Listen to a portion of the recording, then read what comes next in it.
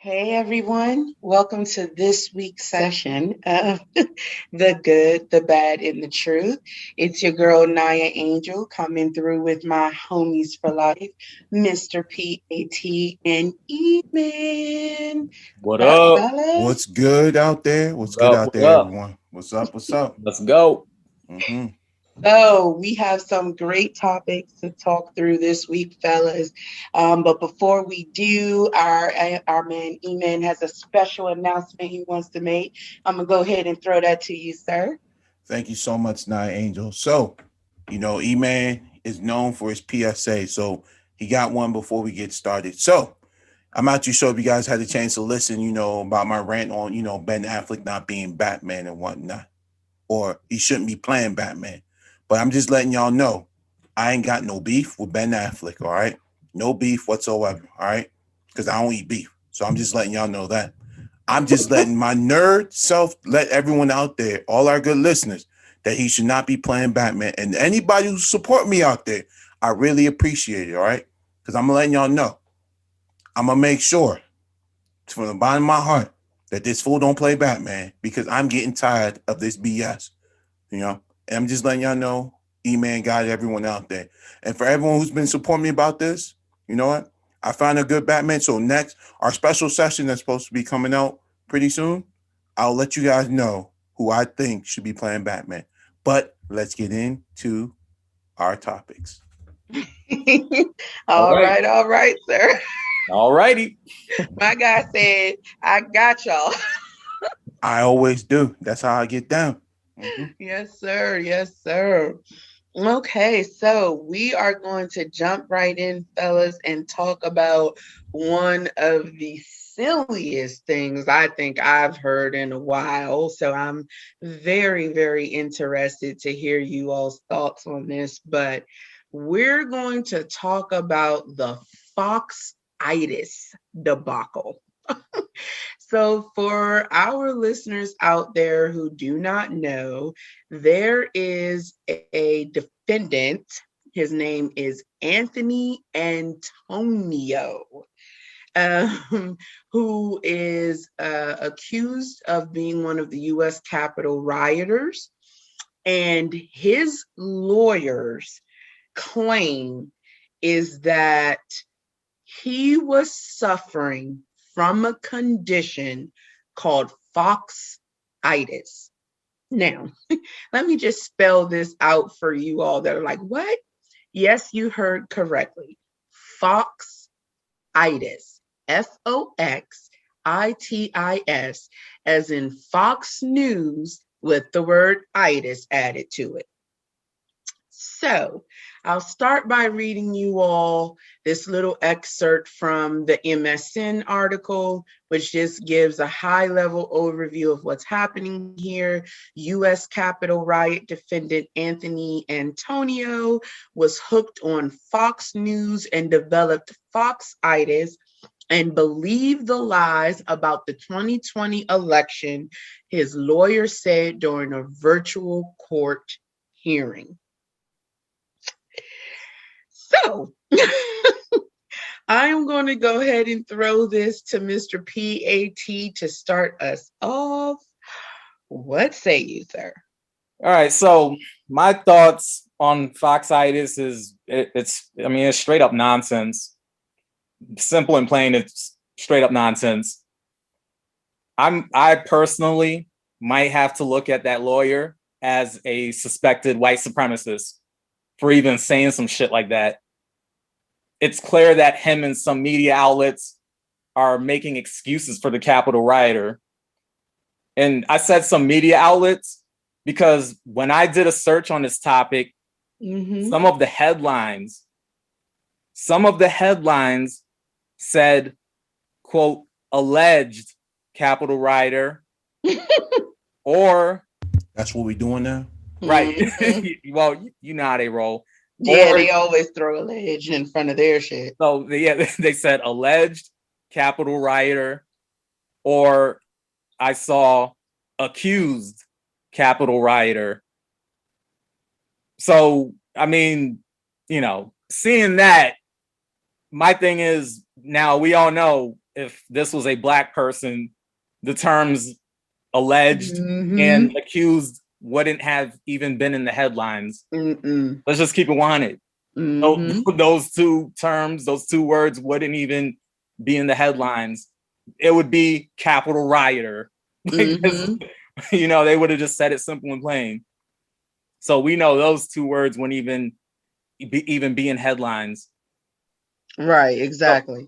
So while the term Fox Itis is nonsensical, it does speak to the fact that the right wing nut jobs out there, the folks who are fans of Fox News, I mean, they basically like they this is something that they would come up with, because after all, Fox News is a propaganda machine for the right wing.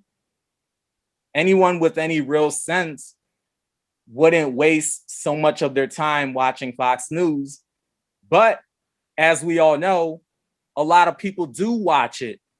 And these people watch it religiously. Fox News, like all of the other major media outlets out there, including the ones on the left side of the equation, have certain tactics that they use in order to reel people in. Now, these people, whether they're on the left or the right, become zombies to the propaganda, and they become zombies to the propaganda that best suits their own worldview. Because they agree with their own bullshit. Pretty much. Yeah, it's whatever, Right. it's whatever reinforces their bullshit, pretty much. So if you're a person who is for one or the other, I'm gonna just say this simple and plain: you're not a critical thinker, and that's just coming from me. That's what I think. You are not a critical thinker. You are someone who doesn't think for themselves, and you have a hard time being objective. Now, let's just lay it all out there. We all know that the Capitol rioters were Trump supporters.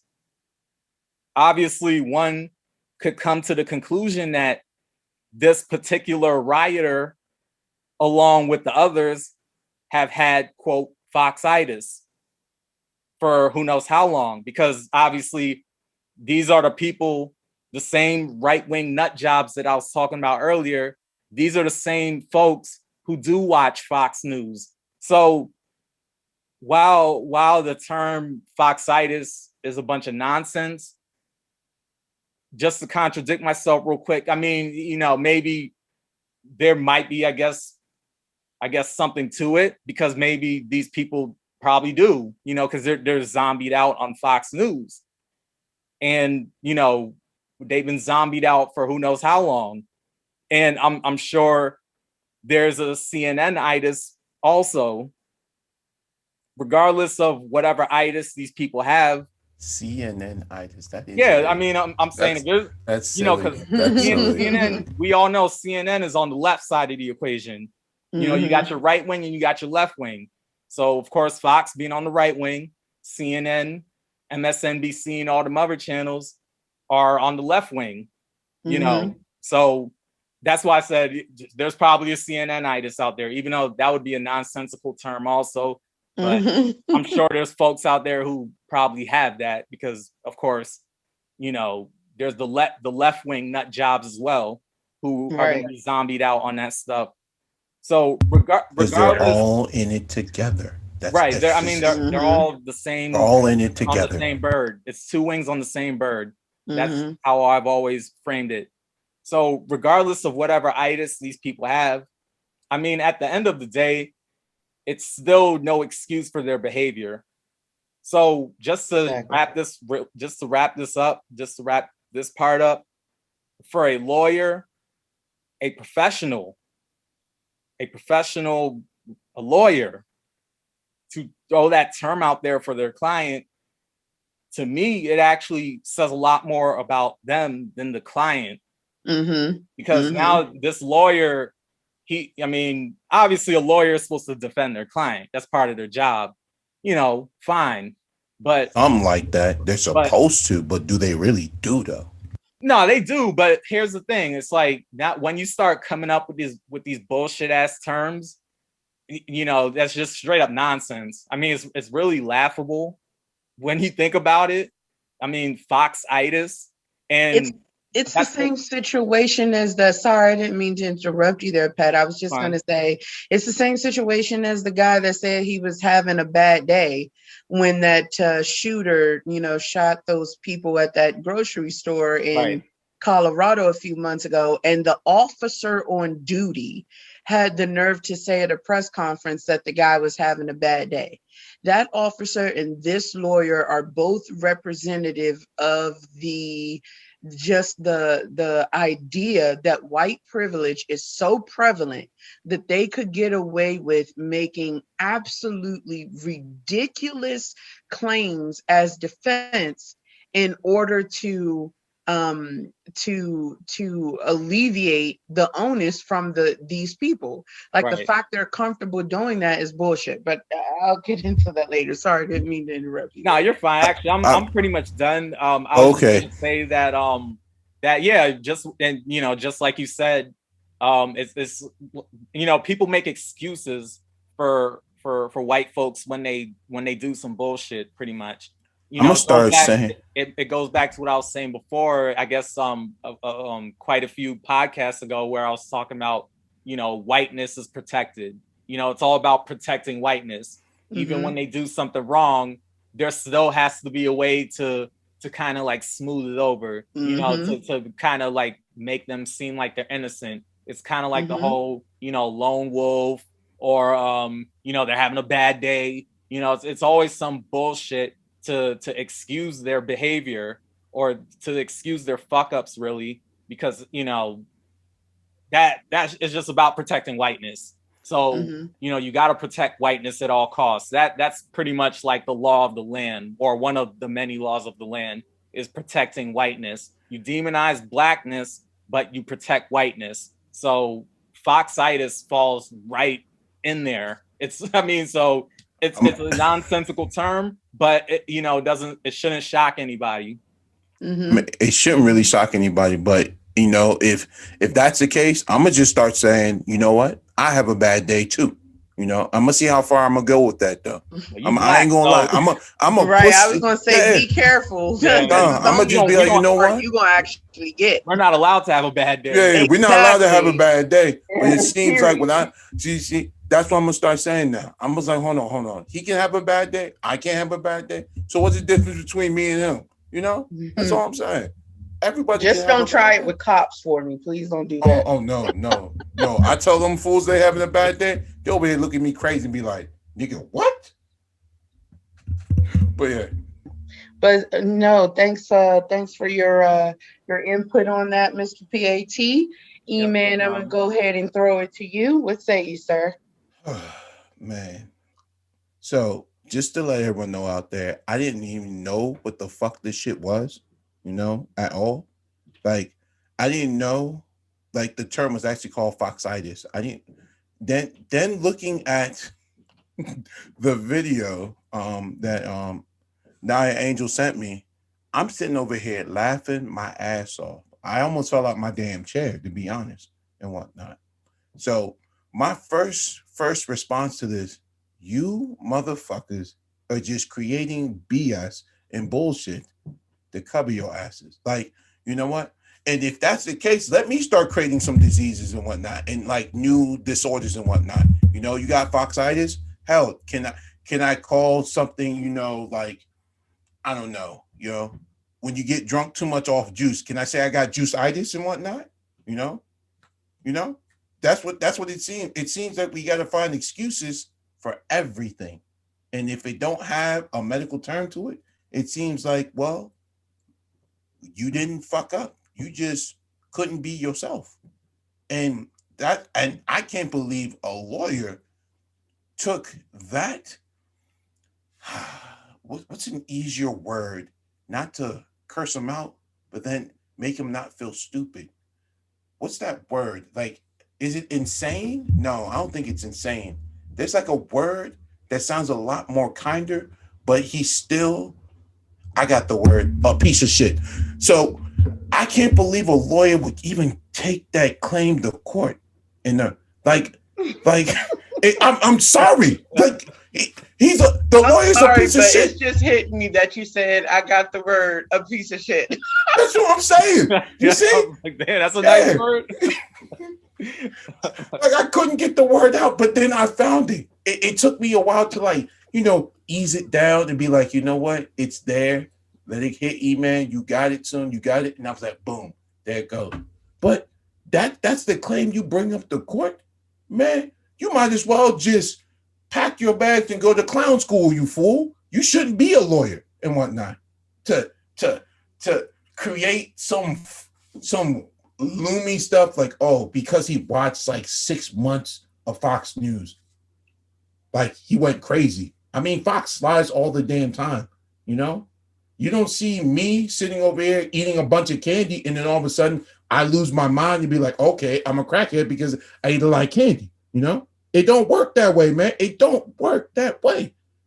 And I can't believe someone entertained this BS, especially a judge and whatnot, to go to court and tell that my client has Foxitis. That's not even a real thing. I don't know. Because if I was one of the jurors like sitting in court, I'd be sitting over there like, you dumb motherfucker. You know? And I probably would have done it with like a Chappelle voice too on top of that too. Just say. But this is the type of shit that goes on every day. And this is the type of shit that everyone laughs at. And then you question what is wrong with our judicial system. Like, this is the shit that we talk about that goes wrong every single day. And I feel like man, I feel like I didn't dig a hole, but I feel like all of y'all should go dig your own graves. That's what it is, you know, because this is silly, beyond silly. And I can't believe this was entertained and whatnot, you know? Mm-hmm. I can't believe that. And for a judge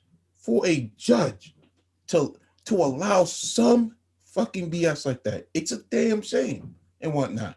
You know what? Well, I'm sure, or at least I'm hoping. I can't say that I'm sure because I don't know, right? I can't speak on behalf of the judge, obviously, but I would love to think that that judge recognized that as one of the most asinine fucking defenses that have ever been presented in the history of defenses and accordingly dismissed it. I'm going to keep my fingers crossed for that. I hope so too, because Foxitis is not even a word. Where I'm like, and for all whoever's out there towards in the medical field and whatnot, I'm a holistic like practitioner and a personal trainer.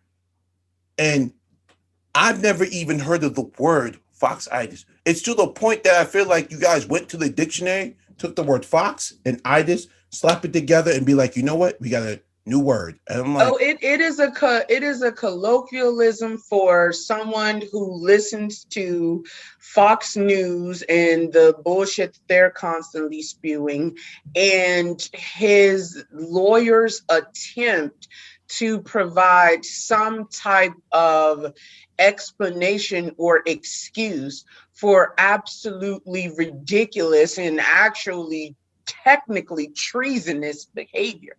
I mean, let's be clear here. Mm-hmm. What the Capitol rioters did, by all our legal definitions, was an act of treason.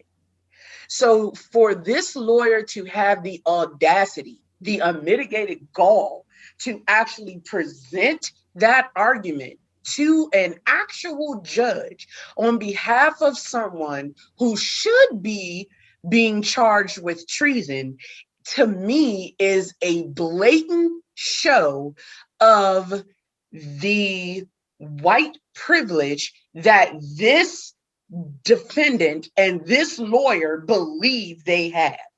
You know, could you fathom even 15, 20 years ago, anyone using such an obtuse and ridiculous ass defense in such a serious way.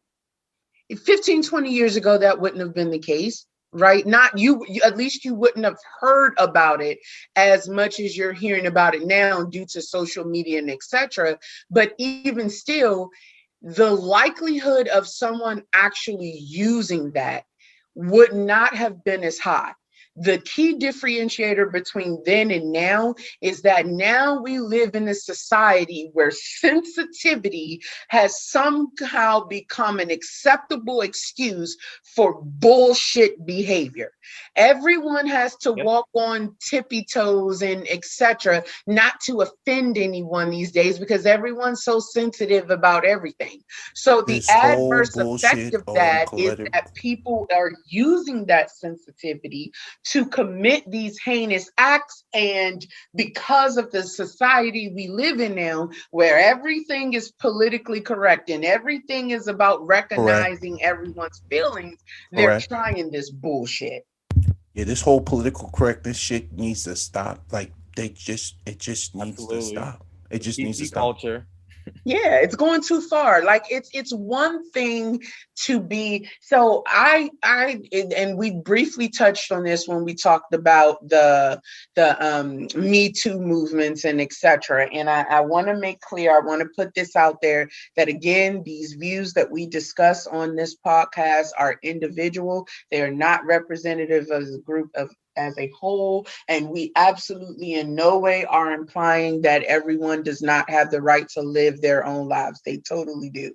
However, what is happening now, just like with the Me Too movement or the cancel culture situation, is that everyone is trying to police and sensitize, if that's a word, that's the word that I'm going to use for lack of a better term, everything, right? Everyone needs to be ultra sensitive to everyone about everything else. And the reality of it is that is not how human nature works. We are naturally indifferent to situations that we do not directly associate or have a common ground with, but that doesn't mean that we have to be insensitive to the situation.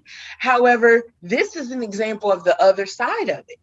If you keep pushing a society where everyone has to be overly sensitive about everything, the other side of it is that when people now commit crimes and acts that are absolutely atrocious, they are going to attempt to use this heightened sense of sensitivity and PC-ism in their defense. And I'm going to call bullshit every time. That's a good point. But I tell everyone, like, they keep trying to inflict our own free will. Like, they want to take our free will away. You know? Yeah, that's what they're doing right now. I mean, that's what they're doing. A slow move. You know what I'm saying? Taking free will away, freedom of speech, all that. Yeah. Because knowledge is by far the most powerfulest thing in the world, no matter what. You know? That's why everyone keeps saying the same. Knowledge is power. It will always be power. Because that's what helps you create your own free will. Exactly. But free will, and I know this is not what you're saying, but just to elaborate this to this subject, free will does not constitute the right to break law. And that's what people need to understand. I think people this guy has no free will to be a Capitol rioter. That's treason, bro. Yeah. Oh, and the thing is with free will, there's free will. We all have free will, which is obviously great, and we need to keep it that way. But with free will, there's consequences. Exactly. So it's one thing to have your free will and practice it, which we all want to do. All of us on this panel, everybody on this planet, we all want to have our free will and continue to express that. But there are always consequences. Good, bad, positive, negative. There's consequences. So people just need to be prepared for the consequences of inflicting their free will or using their free will. So that is absolutely right. That is correct. And and just piggybacking off this, there's when you choose to make a decision, and you're not going to say free will taking over. But once you make a decision, You know, you've already, you already opposed your free will, to, depending on what that is and whatnot. You know, and I mean, in this case and whatnot, the dude felt what he did was right, but behind that, he did get a consequence. But looking at this case and everything, they're trying to lessen to tell the public that what he did was actually right versus what he did what was wrong. And the reason why I'm saying this is that for them to create something so he can get off from this, it's telling the fact that basically what he did was right, knowing that everyone know what he did was wrong and whatnot. So I don't want no one to feel confused what I just said, but basically the things that they do in courtrooms is supposedly supposed to help us so that we don't keep crazy or insane or people who don't need to be in society until they get their act together. But because of stuff like this is why the shit that keeps going on keeps continuing and whatnot. And I don't think it's going to stop until we start putting the right people where they belong. But we'll see when it happens. That's the thing that I question every day about this system, whatnot. You guys, they talk about we want to be righteous. We want to make sure that every law-abiding citizen is safe.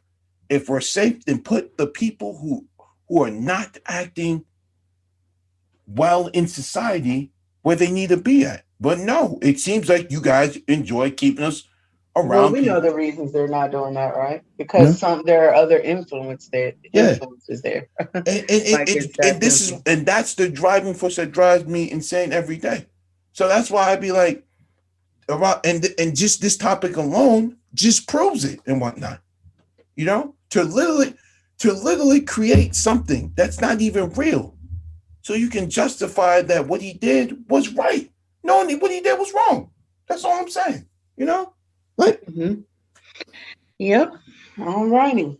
Well, thank you for sharing, E-Man. So No I pretty problem. much covered this over these last few minutes, but the gist of the matter is, it's clearly bullshit, right? It's an absolutely just preposterous notion that the lawyer would even have the gall and audacity to suggest that claim.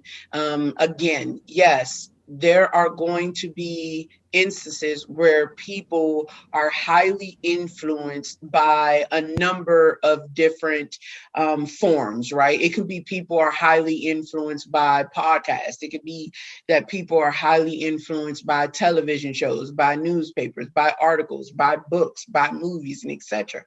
But one of the oldest arguments that people have always made is, that video games create killers or etc. And killers who have made that claim have still been found guilty. They've still been found responsible. Like they're right. And of course we disagree. I'm not saying I agree with the notion, right? But it has been an argument that has been made in the past. Violent movies, invoked violent behavior in people and etc. But if you look at those past instances, those people face their consequences justly, right? And we know it's bullshit because ultimately individuals are responsible for the decisions. Unless they're crazy and can't understand wrong from right, any individual who commits a crime should stand trial for that crime. The fact that they would have the audacity and gall to even present this defense is ridiculous. I think the fact that Fox is actually guilty of spreading a whole bunch of bullshit, especially for the political aspect of it, is definitely valid. But for that matter, a lot of news media outlets do that. I've said many times before, I do not associate with any particular political party. I hold politicians responsible according to the expectations of their role and the campaign form on which they received votes. So for me, I am not liberal, I am not Republican, I am not any of those things. I don't go by title.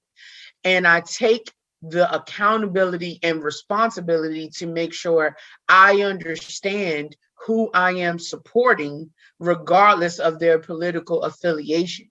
Well, the same thing applies here. This man was of sound mind and body when he made a decision to raid that Capitol building, which ended in people losing their lives. This man is guilty of treason. And I do not appreciate, nor do I have the ability to sugarcoat the bullshit. This defense is bullshit. And it's an offensive. Great bullshit. Right, exactly. It's an offensive defense. Okay, it's offensive. It's offensive to our Constitution. It's offensive to my intelligence. It's offensive to the families of those who lost their lives. It's offensive to the entire situation. It's bullshit. That's why I hate politics, and they all need to go to hell. All of them. Yeah. They need to go burn in hell. That's what they need to do. All you damn politicians. This case, was motherfuckers don't know how to do anything right. Civilian. Right. But this is a civilian lawyer. This person, to my understanding, this rioter is not a politician, and neither is their lawyer. It's just the state of the country, and all of these social justice movements have really heightened people's necessity to be sensitive to the way others feel. So that actually gave way for this lawyer to feel comfortable making such a preposterous defense. Well, I have two words to say to that. Bullshit. Bullshit. Yep. That's great bullshit. So, all right, fellas, good stuff. Moving on to the next subject. The so interesting hacking of an American pipeline that caused the gas prices to soar.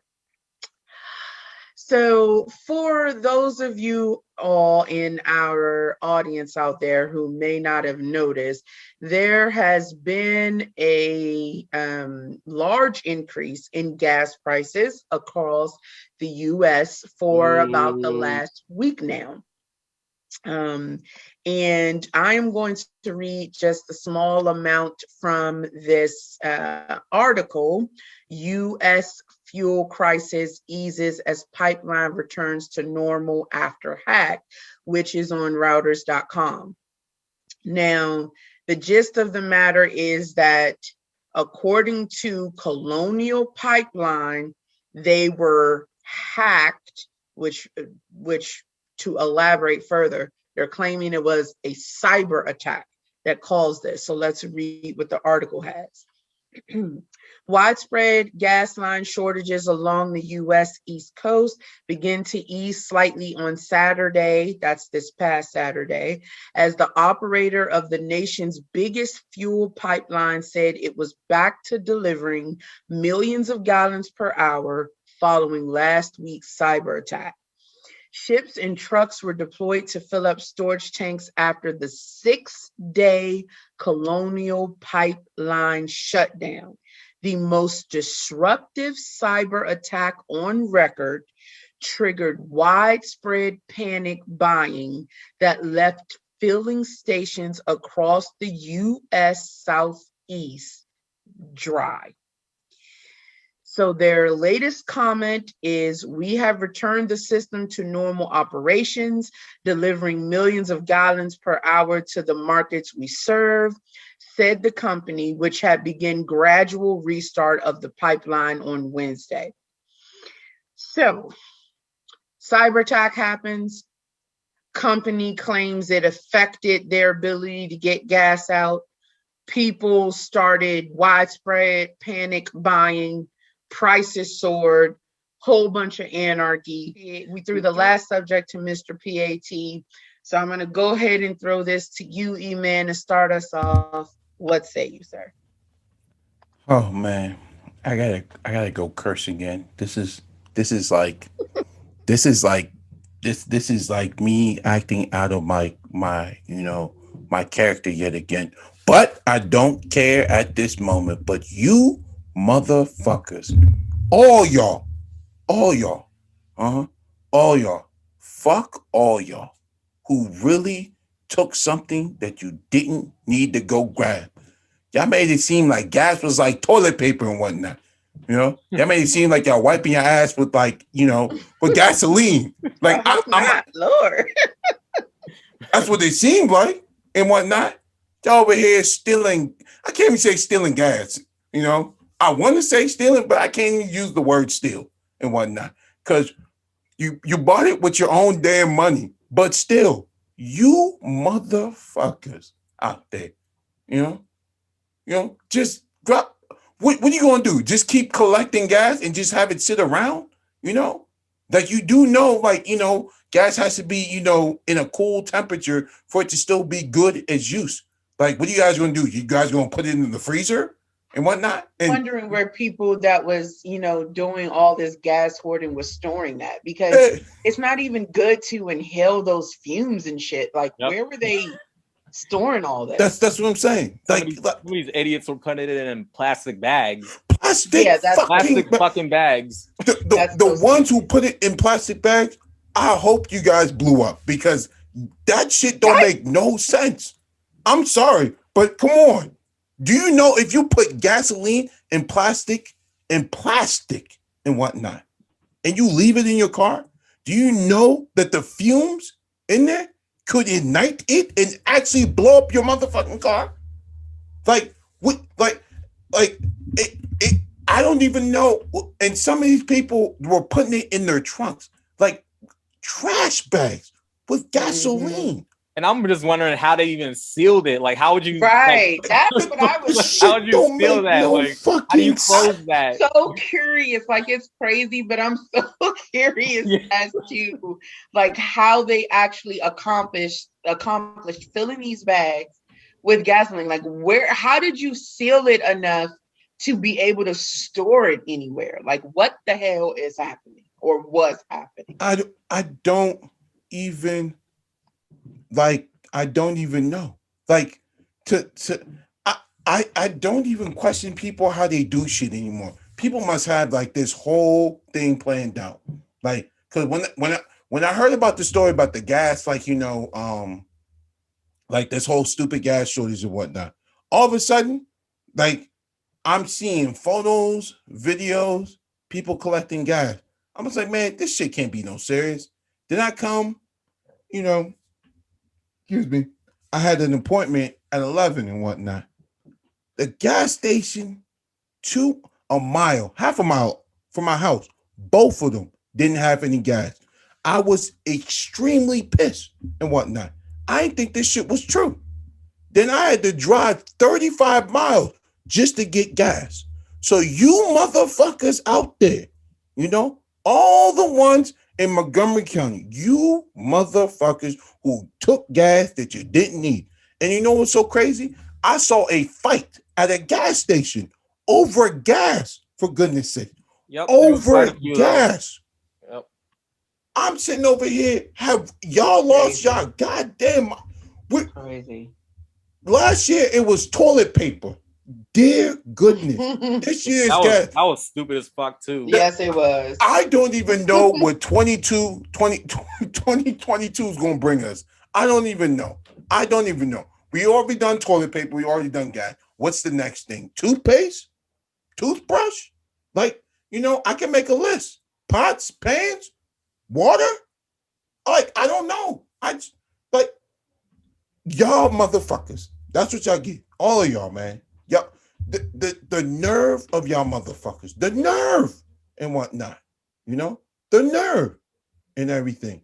So, it's just, it's just fucking crazy and whatnot. Mm-hmm. Literally, it's just ridiculous.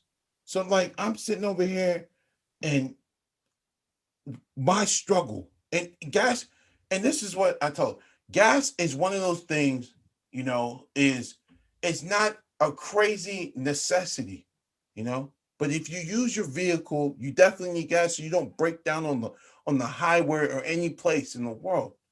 But to really store something that you really don't need, unless you really, if your gas, unless your gas tank is getting close to like maybe a quarter or close to E, but to really store gas, what type of I don't want to say much, what type of level of consciousness of thought goes through that? Hmm? But it seems like only stupid people do stupid things. So in this case, like I say, one more time again, you motherfuckers. And I'm ending it right there. That's how I'm ending it. Oh, yeah. Oh, okay. All right. Understood, sir. And Mr. PAT, what say you, sir? I think E-Man said it all. Right. So thank you. Because that's how pissed I was. Driving 35 miles to go get gas. Y'all don't know what it. I was sitting over there looking at my gas tank to make sure, damn it, I don't. My shit was getting close to E. I was like, damn it, I hope I don't break down.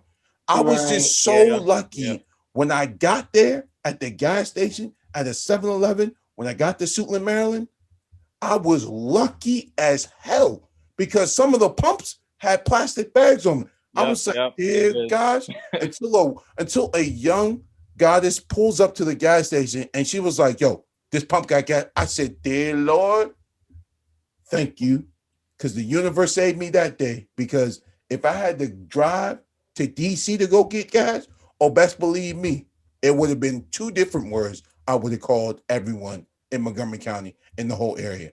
And it wouldn't have been motherfucker. It would have been you fucking assholes. That's what it was going to be. But let me let my my co-host go. I'm sorry. It's cool. I mean, now I feel where you're coming from. I mean, there's not a whole lot more that I could add to it.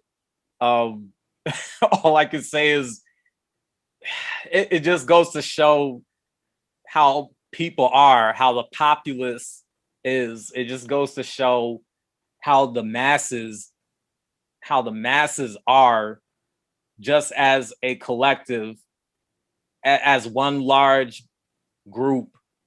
It goes back to my comment about zombies in the previous topic.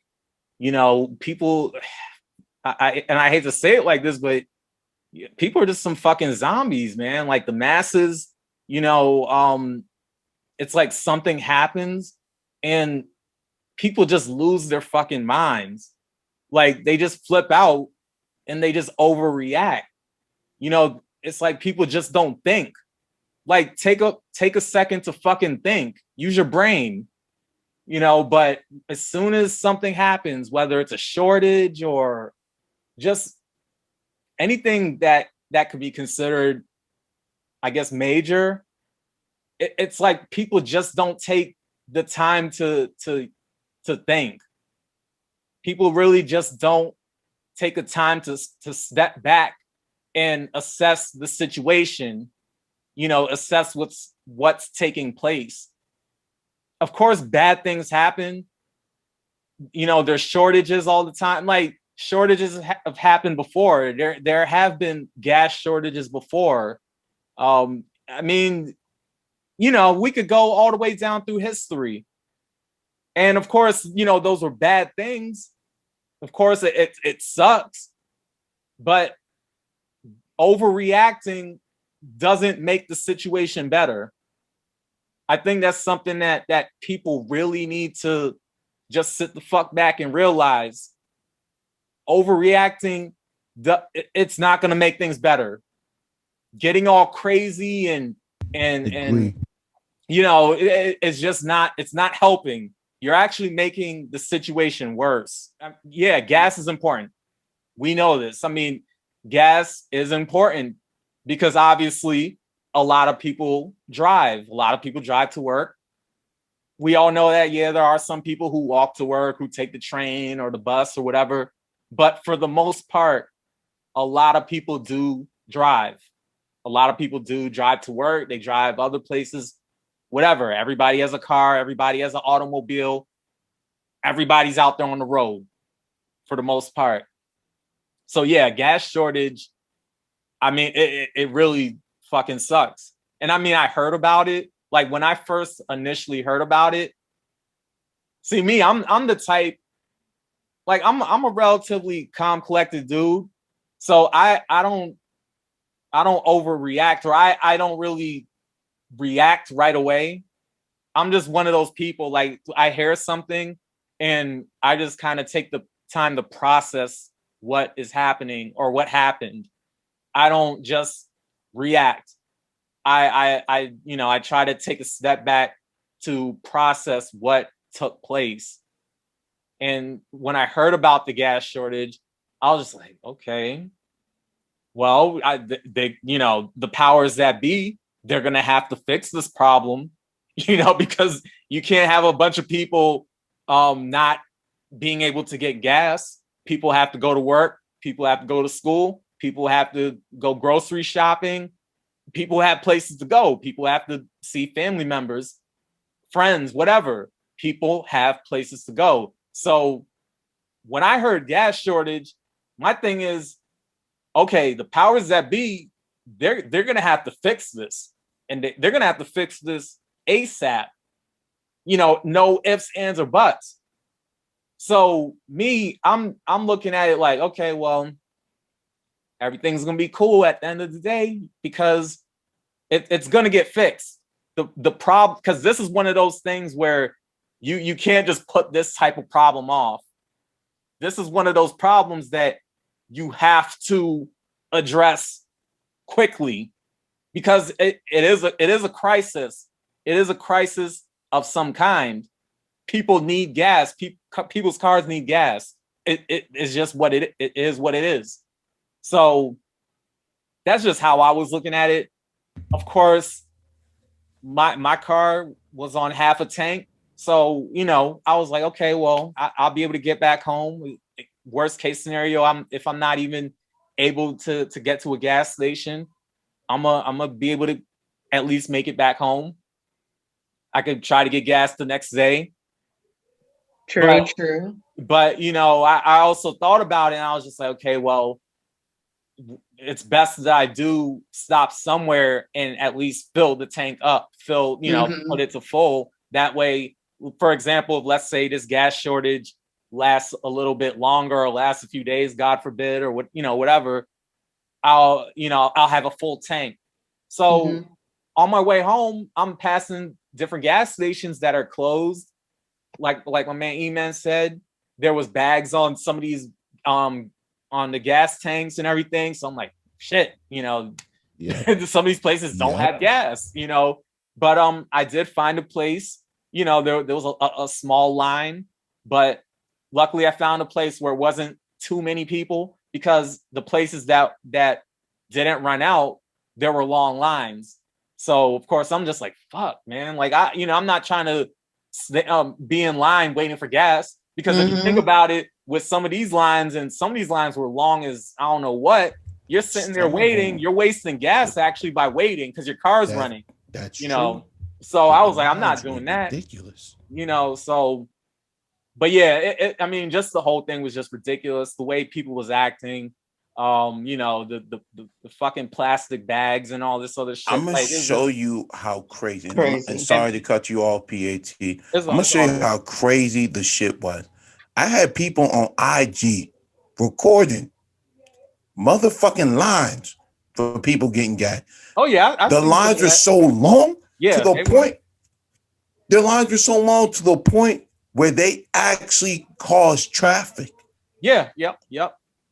I saw it too when I was driving. I saw all that, like long lines, basically blocking traffic, and it to me it's just like, so all this time you guys are waiting, your car is running because your car is it's sitting and it's just running, so you're actually wasting more gas.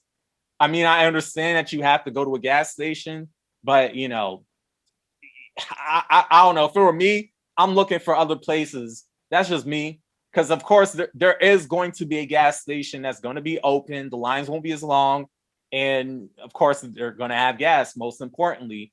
But to wrap it up, just the whole craziness behind it is what tripped me out. You know, just like I said, the plastic bags and people trying to hoard, and just some of the fights that people were getting in because, of course, social media, people posting videos. You know, I saw a woman spit on a man, you know, because I guess the man cut in line or some shit like that. Oh, hell no. Yeah, and they spitting is lost your assault. I would have punched her motherfucking right in the mind. mouth. She would have got jacked in the mouth. He came out, he pulled up on her, and he came out the car. I mean, he didn't hit her, but he like yoked her up. Like he grabbed her by the head and everything. Like, that is assault. I'm not saying that there's any case in which a man should ever hit a woman or vice versa. A woman should hit a man. I don't think anyone should put their hands on anyone. Yeah, nobody should put their hands on nobody. Spitting is assault, bruh. Oh yeah, that's just that is crazy. Foul. I mean, it's assault. That's a that is foul. But yeah, she spit that's the most foulest shit you can ever do to somebody. But yeah, no, I get definitely. It's foul as fuck, man. Like, but yeah, I was just gonna say it just shows the level of humanity, like just the level that the it's a low, it's just another low that people stoop to. And like I said, people just get real stupid. You know, people just get real fucking stupid around these times, and they do stupid shit. And you know, it's like it's just some real low vibrational, low IQ type shit. That's like, what it is. It's like, where's your humanity? Stuff. You know, it's very low vibrational. Like, where's your humanity? Where's your rationality? You know, people are getting in fights, and it a lot of it was just very unnecessary and just overall just stupid. You know, so that's pretty much how I look at it. Yeah, gotcha. And thank you for sharing, PAT. I mean, I think you and E-Man hit, the nail on the head here. This is a stupid fucking situation for us to be in. I'm going to keep it 100 with y'all. I 100% don't believe the cyber attack happened at fucking all. I think it was an opportunity for the oil and gas industry to make a quick profit, especially since due to COVID, a lot of people had been staying home and the use of gasoline and etc. was becoming less and less frequent, as COVID began to increase in cases. And so I don't necessarily believe that the cyber attack either actually occurred or occurred to the extent they claim. The name of the supposed group, and I want to make sure I get this right. So let me go back to the article because I think they provided an actual name of the group that they claimed were responsible. And I'm not saying that I've heard of every hacker group out or something. I'm not claiming that at all. But this was a name that I had never heard before. And it's actually called Dark Side. Now, obviously, time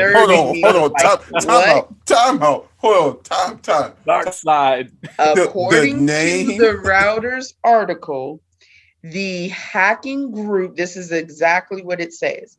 The hacking group blamed for the attack, Dark Side, spelled DARKSIDE, said it had hacked 4 other companies, including a Toshiba subsidiary in Germany. Colonial Pipeline has not determined how the initial breach occurred, a spokeswoman said this week.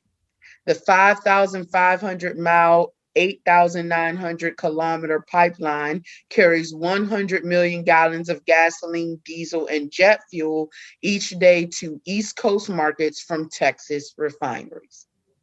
So that's officially what the article says. So time out.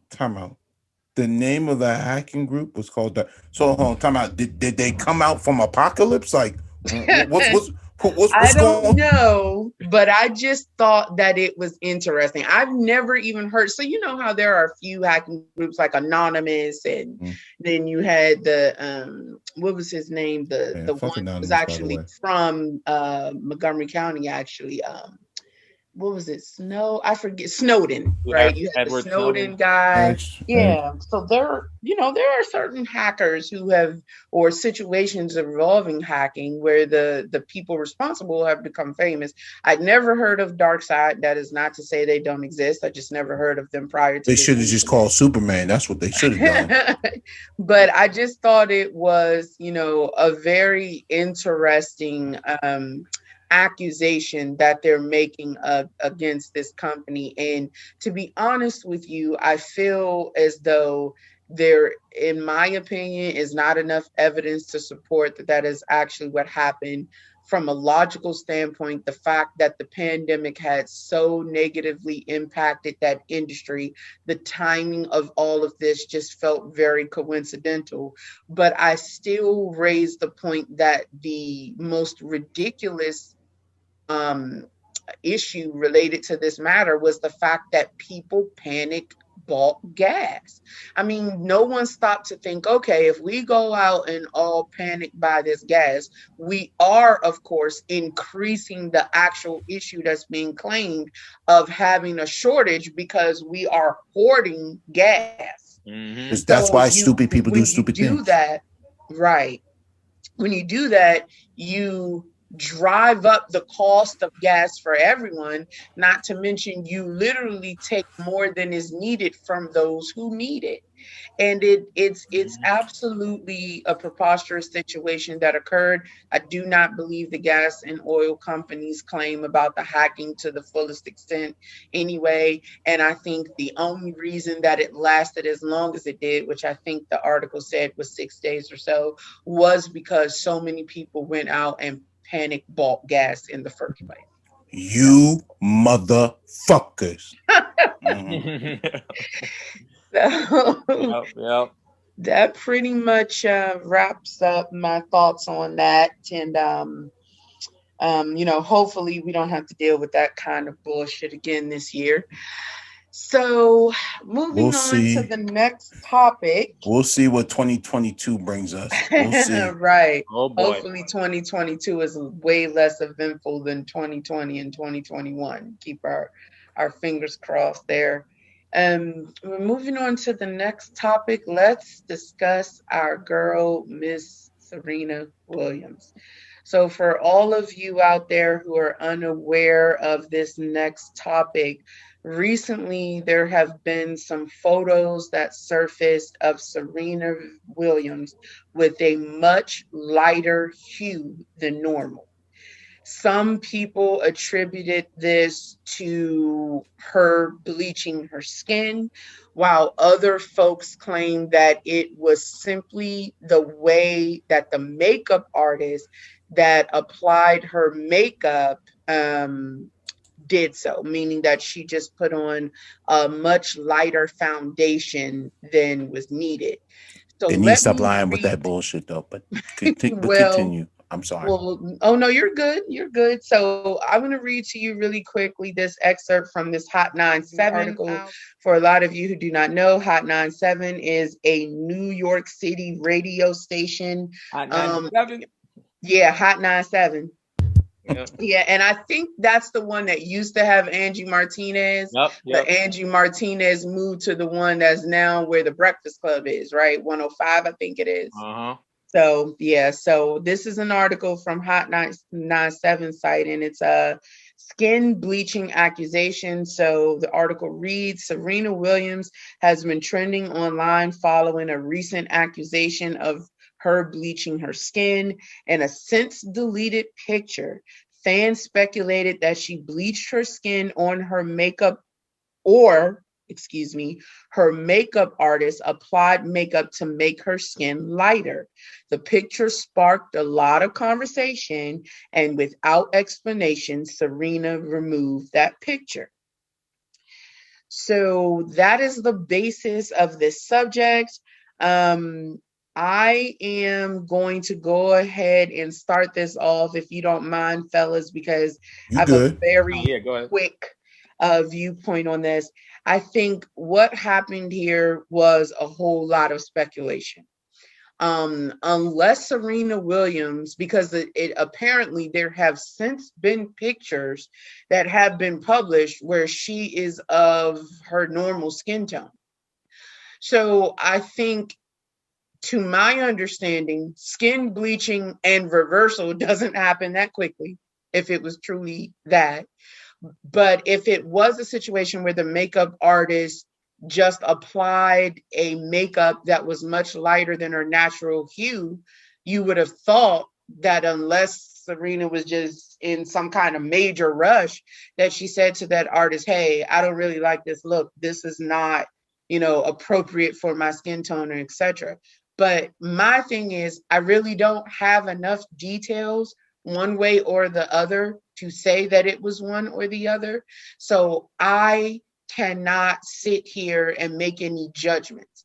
I would say that I would hope that Serena Williams, being who she is to the Black community, especially little young Black girls who have seen her as an inspiration and an icon, and especially in the wake of all the different social injustices that Black people face just because of the color of our skin and the colorism and etc. All these different battles that our community has fought over the last, how many decades and years of injustice, that Serena would be proud to wear her brown skin tone. And to say that she isn't, I don't think that there has been enough evidence to confirm that.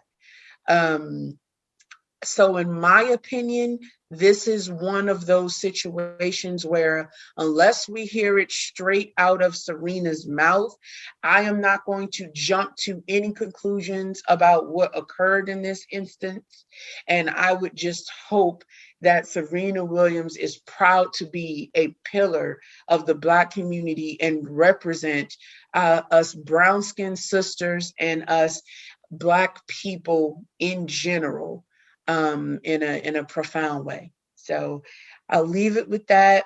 We threw it to E-Man to start us off on the last subject. So I'm going to throw this back to Mr. PAT. What say you, sir?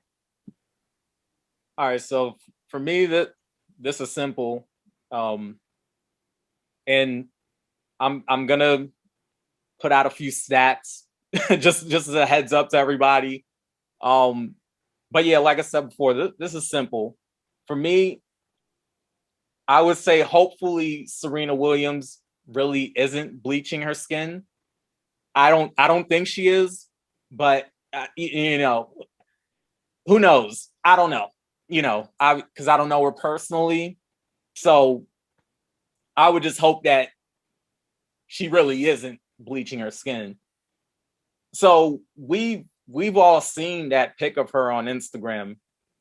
And basically, she looked like Marlon Wayans or Shawn Wayans from the movie White Chicks.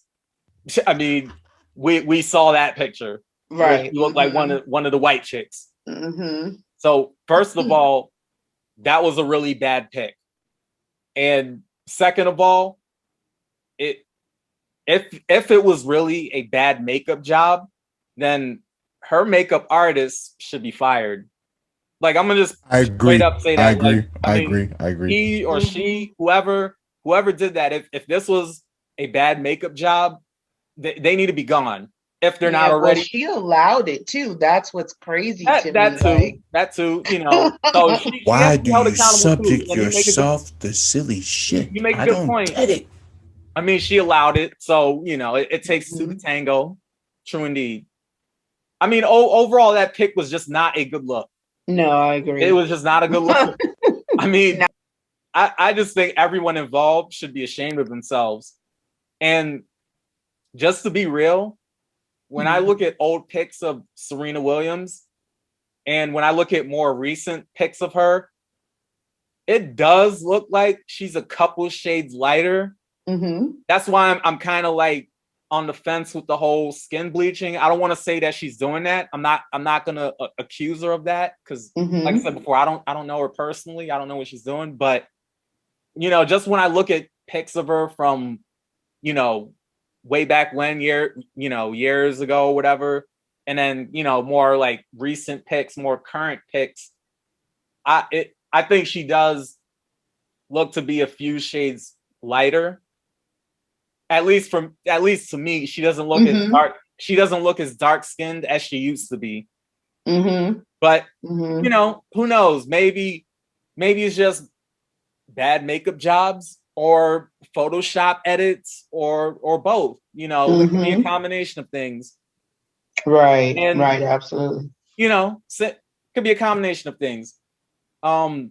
Since we're on the topic of skin bleaching, though, I just need to let the sisters out there know that they don't need to bleach their skin. Exactly. Black or women, get fake breasts, or fake asses. Oh yeah, no, melanin popping. Yes, we don't want no lace fronts. Can I continue? Lord, here we go. But there's more, but I'm gonna let PAT finish. But yeah, just to stick to the skin bleaching. But I feel you though. We don't want the fake shit. For the most part, we're, you know, some of us brothers, we're not into that. Some might be, but some are. But or you know, or aren't. Either way, we're not into it. But with the skin bleaching, you know, no. Like I'm gonna say, like, just no. Stop doing it. Like and I'll speak for myself because of course I can't speak for everybody. But and I think E-Man could agree with me. But we don't want our sisters skin bleaching. We just don't. We don't want y'all doing it. Black women of all shades are beautiful. Straight up, Black women of all shades are beautiful. Black women of all shades and colors are beautiful. From light to dark, from dark to light. Absolutely. We don't do that colorism bullshit over here. Like we don't do that. Like I'm not for that colorism bullshit. But unfortunately, society, as we all know, has done a number on Black people. I mean, the system of white supremacy, which is global, has done a number on Black people. Right. Black people are not only running around trying to be psychologically white, but they are trying to look and be white. And I'm not the first person who said this. Other people have said this before. So regardless of it, if it's a controversial statement, that's just what I think and what I see and believe. That is correct. But don't. You know, that's correct. It is what it is. Like, you know, unfortunately, there are Black people running around trying to be psychologically white and trying to be physically white. It's unfortunate to me seeing Black women trying to be white women. I'm gonna just say it flat out. Colorism and skin bleaching proves this. Black women who are dark skinned are obviously more prone to skin bleaching, I would think. And that comes from a place of self-hate. The thing is, when you don't like the dark skin that you're in, then you'll see no problem with skin bleaching. And there are other variables, and I think absolutely. I think you're 100% spot on that it definitely comes from a place of self-hate, but that self-hate is initiated and grown through some of the experiences that darker skinned people in our community face. You know, I've experienced that myself as a brown skinned girl. You know, growing up in Montgomery County, and I apologize, Pat, I didn't mean to interrupt you there, but just, you know, growing up in an area that back then, as the both of you all know, was like, you know, had a fair amount of Black people, but was still predominantly white. We faced, and when I say we, I know more than a few of my closer friends who were also brown skinned, dark skinned, who faced the same thing I did, you know, being called an African booty scratcher when, you know, I'm not even of African descent. And I had a very close friend who was African, and it was just because, you know, both of us was dark skinned. They called both of us that, which hurt both of us because, first of all, you know, her being of African descent is something to be proud of. You know, but it speaks to what we faced, you know, in our own community, which is part of the reason that self-hate exists. Oh yeah, definitely. That's that unfortunately, you know, that's where it comes from. You know, it's definitely that self-hate that's unfortunately, the Black community, there's just way too much self-hate within the Black community. Exactly. I'm gonna just say it like that, so I think that's where the skin bleaching and all that stuff, it comes from that. And just to kind of go through the brief stats, I mean, skin bleaching, or I guess some would call it skin lightening, like lightening, which some people might call it that, is actually a $1 billion industry. Yes. It's $1 billion. It's very prominent in Africa, actually. Yeah. There are a lot of nations in Africa where the women especially are practicing that at an alarming rate. Yeah, and I'm gonna get into that, but yeah. That's actually true. Very true. Yep. Billion, not million, but $1 billion industry. When I read that, I was like, whoa. Like, just whoa.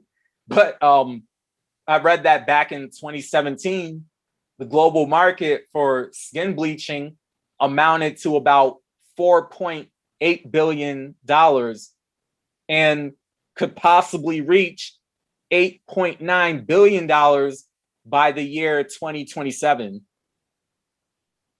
Billions. We're still talking billions. I mean, and the numbers are increasing. But as of this year, 2021, there are sources saying that women of color spend more than $8 billion on bleaching creams every year worldwide. And the highest numbers are, just like you mentioned, Naya, Africa. They're coming from Africa, with Nigeria leading in purchasing of skin bleaching products. Yeah. And I read that roughly 77% of Nigerian women are skin bleaching. Right. It was actually my best friend that I was just mentioning that experience that we both shared to you all. She was from Lagos.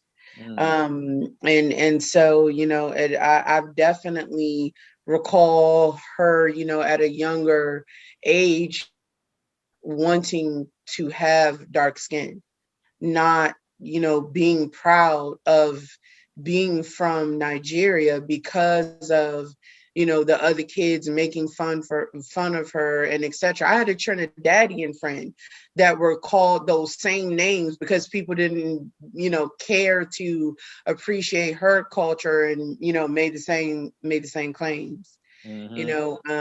So it's horrible that as a society, as a community, that there are still some of us who haven't recognized the beauty in ourselves because of the trauma that we've experienced from our peers. Right. This is a very large issue in the Black community that needs to be addressed at a foundational level so that we can create and promote happiness and self-appreciation in our youth.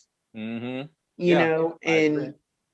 thankfully, my daughter's generation, it doesn't appear to be at as high a level. That disdain and hatred for their peers and their dark skin and etc.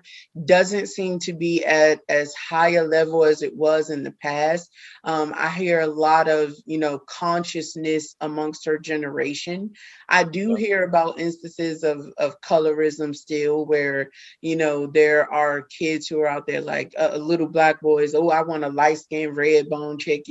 Where rappers are screaming in articles, etc. Or Black girls do this, or Black girls behave that way, and the same vice versa. With I know a few young ladies, Black young ladies, who have said, "Oh, I only want to date white boys because Black boys don't like us," and that really hurt my heart to hear all of those aspects because this is our youth. You know what I mean? This is the next generation of the Black community, and this is, learned viewpoints. People are not born with biases. They are learned. Right. They are learned over time. Yep. So everything is programmed and learned, but yes. Situation. Yeah, definitely. definitely. Yeah. And just to wrap up what I was saying, but yeah, everything you're saying, I mean, yeah, I mean, overall, it's just really disturbing, especially when I read those numbers also. I was, because before this whole thing, I never really, I knew skin bleaching was an issue and I knew it was pretty big. I just didn't know how big. And just looking up those numbers real quick, I was like, wow, like this shit is fucking crazy. I mean, It's pretty big, like it's yeah, really it's big, and big. I got proof to know how big it is. Yeah, yeah, definitely. And I mean, it's sad when you really think about it. When you think about it, it really is a major problem. And the thing is, I think we just need to reinforce. And when I say we, like, people like us, all, real black leaders out there, black thought leaders, black, even black, we can include black celebrities, basically prominent black figures. We need to just reinforce that Black women are beautiful just the way they are. We just really need to enforce that. It doesn't matter what shade of what you are, what color you are. All shades of Black women are beautiful. Dark skin, light skin, brown skin, butter pecan, almond, whatever. Like it's all beautiful. And that's I like that almond though. right. I like that almond though. Yeah, but they're all beautiful, like, and that's the beauty of Black women. Y'all, Black women come in different shades. So we need to just reinforce all different shades. And then dark skin, we gotta let the dark skin sisters know that they're beautiful the way they are. We definitely need to. Absolutely. We gotta reinforce that. Melanin, baby. Yeah, melanin. We gotta, really reinforce that melanin, and the beauty of it. So the thing is, I think over time, too many and I'm speaking about Black women in this one, too many have been convinced that being lighter skinned and being more Eurocentric in looks and features is what is more desirable. So, I mean, as we all know, the skin bleaching plays a part in that. And unfortunately, that stuff, the self-hate comes to the surface through that. So just to go back to Miss Serena Williams, I would hope that she really isn't skin bleaching. I know I'm repeating myself in that regard, but I would really hope that she's not. And I'm gonna just say this. I know she's with a white man, but I will, and who people are with, that's their business. I mean, I don't really go much deeper into people's relationships or marriages or whatever, because all that's really just a bunch of celebrity gossip bullshit or whatever. But at the end of the day, she's in the public eye. We know she's with a white man. And I would just say, hopefully, he hasn't psychologically corrupted her to the point of, I guess, her trying to make her skin color more light. I would hope.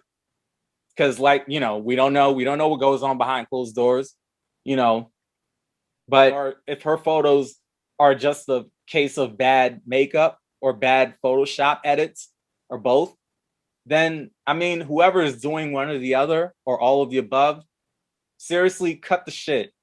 Like, I'm going to just say it like that. Just cut the shit. If you're dealing with a dark-skinned Black woman, a beautiful dark-skinned Black woman, don't do bad makeup jobs and edits and all this other bullshit. You got to know how to represent that chocolate skinned sister.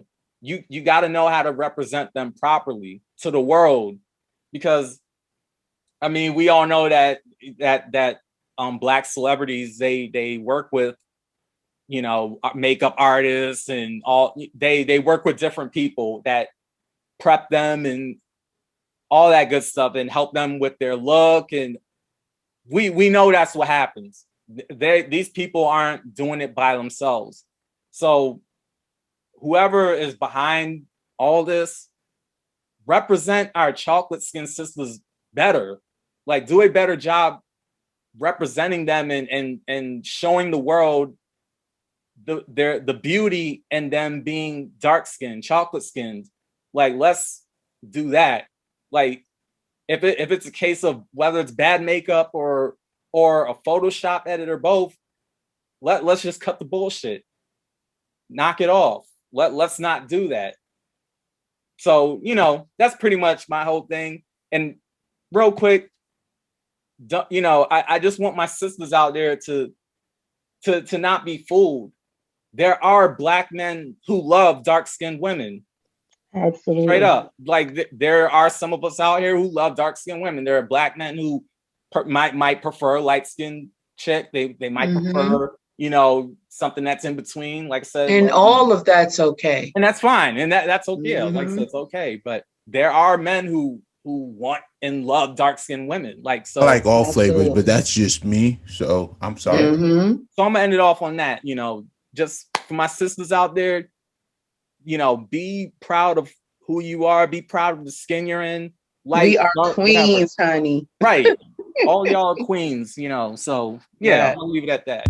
I prefer goddess. You, Mr. PhD. I appreciate that. I appreciate you and E-Man's words on this subject. This is definitely one that is very sensitive and close to my heart because of, you know, my past experiences. And, you know, sometimes simple words and hearing that we have the support of our brothers is, you know, all we want, all we really need, you know, to help us get started on that self-improvement, that self-love. It's like the, you know, the first domino. So thank you, Pat. Thank you, E-Man. No doubt. And sorry you had to go through all those that comments.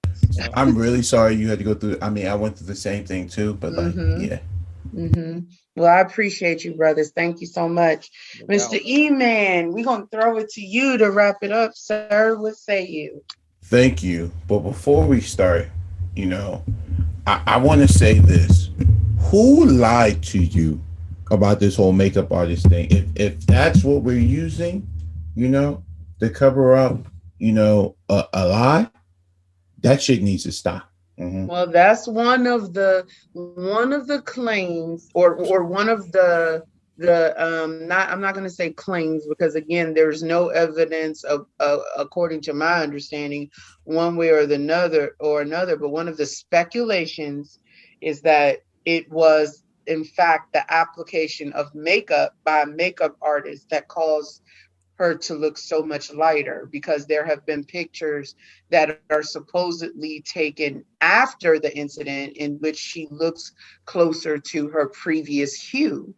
So it's my understanding that neither one of those accusations have been substantiated, right? There's not been any specific evidence that has clearly shown that she has bleached her skin, nor has there been any that was presented that shown this was just a makeup artist application. So that's my understanding, is that both of them are speculations. Oh goodness. They just should have said, like, you know, your phone was hacked, and then we could have, this could have been a whole easier ball game. I think the whole phone hacking thing, it gotten a lot old and whatnot. I think that's what it is, because no one used the word alleged. But man, this one hits home for me a lot, you know, and not just because, you know, it's Serena Williams. It goes back to this whole thing about colorism, you know. For me, you know, I had that battle also too. But when you had and you know, I took a class when I was at school, you know, out in Penn State. But when you watch a video of a young Black girl, and it's the doll video that everyone knows out on YouTube, the good, what they call it, the good doll or black, I think it's called the good or bad doll type of scenario. Yeah, you know, and this is my first time watching it, and you know, and it's very interesting how, you know, these psychologists walk in the room, talk to these, you know, these young Black girls, and you know, answer basically there, and then the result of it, when they saw what they knew what a good doll looks like, and parents were really shocked about that. This is what's going on and whatnot. Not just damaging the youth, but damaging the level of psyche to a young. That's like that's like beyond trauma that takes a lot to overcome. Just listen to Nine Angel story. That itself should tell you this. You know, Mm-hmm. it bothers me a lot because, and Sammy Sosa did this thing, but for me and whatnot, I said that man was trying to audition for the next Ghost movie and whatnot since Patrick Swayze died. But that's a whole nother story. But but just in Serena's case, why would you subject yourself to this? These are the things I question a lot from these many. So why would you subject yourself to something like that? Like, I wouldn't want anybody to do it. And towards the proof about this whole skin bleaching thing, you know what? I know African businesses, that actually sell that skin bleaching thing in products in store, and they see how much it does leave store. So yes, this is a $1 billion industry that I've seen with my own eyes. You know what? Because supposedly they have now drawn into the sense that Eurocentric, the lighter you are, is better, because if the word white towards is the color, and you look at the origin of the word white, it means pure. All right. Yeah? And that's the reason why, because they've been telling everyone the lighter your skin, you are much more pure. And this is the sickness that's been driving basically goddesses insane to feel like I need to look lighter, But then everyone gets mad when when you can't, I wouldn't say have a man, but you can't, you do this, that you feel like this is what's going to help you get another brother. That's not how things work. It doesn't work that way. And, it doesn't work that way. And that's what bothers me about this whole situation with, because I could have came in very, strong on, very belligerent. I could have came out cursing and whatnot, but it hurts. You know what I'm saying? It still hurts, because I still don't know why you would subject yourself to that.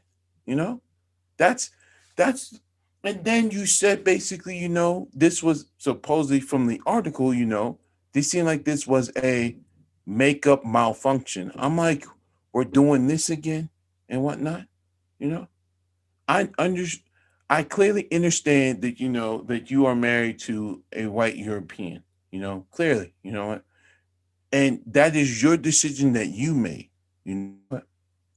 But if you're still battling with your own self-hate, that means you need to heal and not be in that marriage. That's just being completely honest and whatnot. Because there's still things that are bothering you that you have not confronted.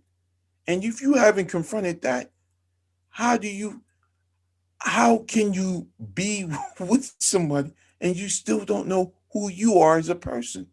To foolishly let something like this towards, putting the blame on a makeup artist towards, you're having an issue with your own self is there's I can't even describe the words that I want to say at that moment because it's that bad. It's just really that bad, And I hope that whatever is going on with whatever the situation that you choose to call it, I don't even know what to call it and whatnot, because she basically said, I didn't bleach my skin, but looking at the photos, it looked like you did from the photos, because I've seen what bleach skin looks like. I've seen it with my own two eyes. I've seen it, and that's what it looks like in the photo and whatnot, with all these photos, with all these holes like Photoshops and all this stuff. I'm like, I can't buy into that, Yeah, real quick. Since you mentioned that, and in all fairness, that's why I mentioned like Photoshop. Because I know you just mentioned Photoshop edits, because okay, let's say okay, she's not skin bleaching. It's not a bad makeup job. Then there are people who still take these photos and they do things with it. They manipulate it. to, you know, put certain effects in there or whatever to make these pictures, I guess, pop, so to speak. So even if it's a case where she's not necessarily skin bleaching, or even if it's not a bad makeup job, whoever is behind the scenes doing the Photoshop edits, they need to be held accountable. That process needs to be held to account as well. I think just all of it. Whatever's going on, it's just not a good look. It wasn't a good look, and all of it needs to be called out. Obviously, we don't know what exactly it was, but we, as Naya said earlier, all we can do is really speculate. That's all anyone of us can really do, you know. So that's all. But yeah, I didn't mean to cut you off, but yeah, I wanted to add that. No, Yeah, you that's a good good. point. I feel like any other points can be added on, you know? And to all my Nubian black goddesses out there, all right? This is coming from E-Man and whatnot. Yeah, this is coming from me. You know, love thyself and heal thyself. All right. That would be the only way to heal yourself from the trauma, especially something like this. All right. All right. We have to understand if you yourself as a goddess is having issues, the goal is you must work through them to be a better person, you know? Because if skin bleaching is a $1 billion industry and we already know how it's going to get worse, you know, you can change your physical appearance, but it doesn't move that mental and psychological from trauma. It does not, and it will never change and whatnot. You know, you know, we are not. I don't want to use the word. I don't even want to use the example as robots. You know, but we're not cars and whatnot. You know, we might have like someone close to a genetic makeup and whatnot. You know, but you know, you know, when you know when a car gets in an accident, it has to be rebuilt and whatnot. You know, when we make mistakes, we can arise from them and do better. But behind that, everyone wants to go back to the same thing. And this whole skin bleaching has to stop. You know, it just has to, you know. And for celebrities out there who are promoting the sickness, you guys need to stop. This is because it's just hurting more and more and more and more, you know, Black women every day, making them feel like they're not good enough, that I don't feel great and whatnot. Especially the dark skinned goddesses out there, because how tough it is, you know, being a dark skinned. But just imagine also how it feel like being a dark skinned Black male also too, who deal with that same negative, you know, stigma also too. You know, it goes both ways, no matter what and whatnot. Mm-hmm. Yeah. So I just want to end on this note that it just needs to stop. And I can't believe Serena Williams would subject herself to this, right? And just if you're having issues and there's nothing wrong letting go and walking away. It's the best thing to do. It is. Yes, sir. Yes, sir. Well, thank you for sharing, E-Man. I appreciate you sharing your thoughts on that. I think everyone made great points on this one, fellas. And, hopefully this is just a mistaken case of a bad makeup incident, So moving on to the last subject of the session, which is the Black Lives Matters ban at the Japan 2021 Olympics. So for those of you who are not aware of what we're talking about, I'm going to read just a little bit from this article. It's actually from TMZ. And it is speaking on the fact that the Tokyo Olympics have barred Black Lives Matter apparel.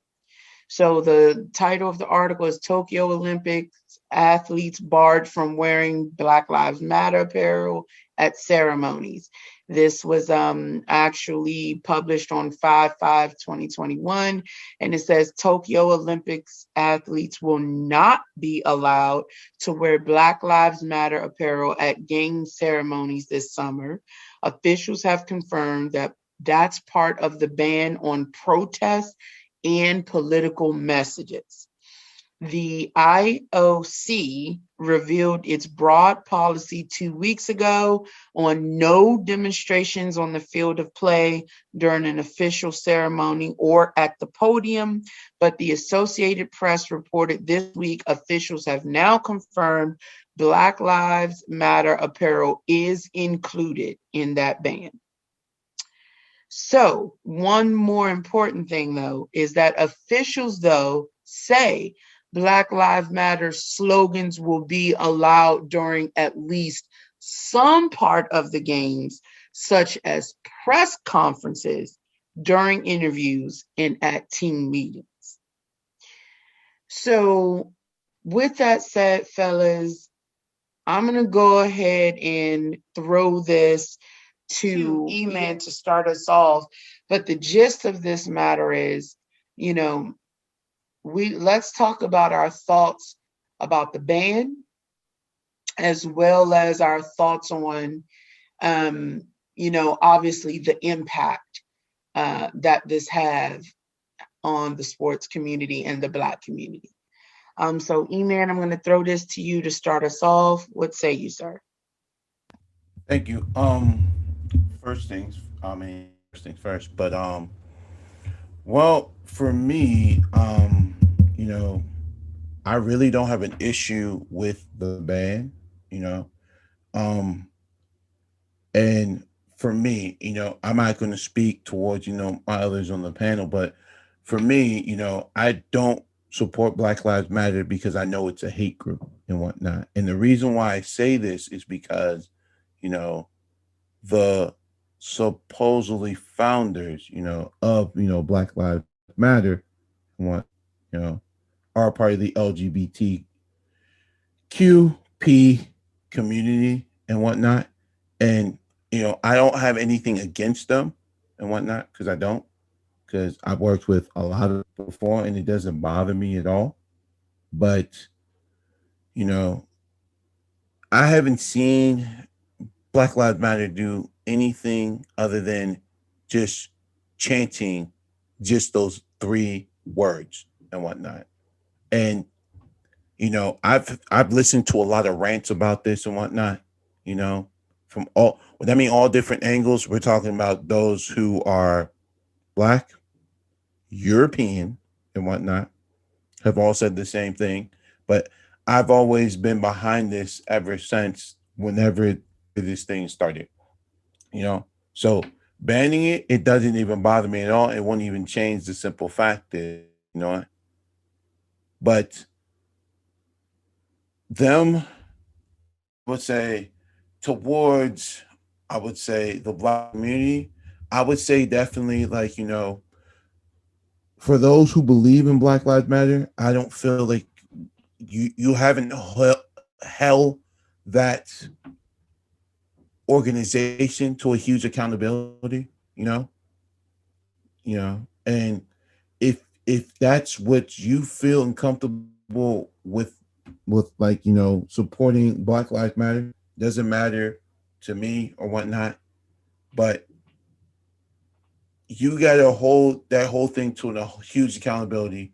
But you guys don't. It's mostly been just basically being part of something so we can uprise from something. And I've listened to a lot of people, talk about this whole Black Lives Matters thing.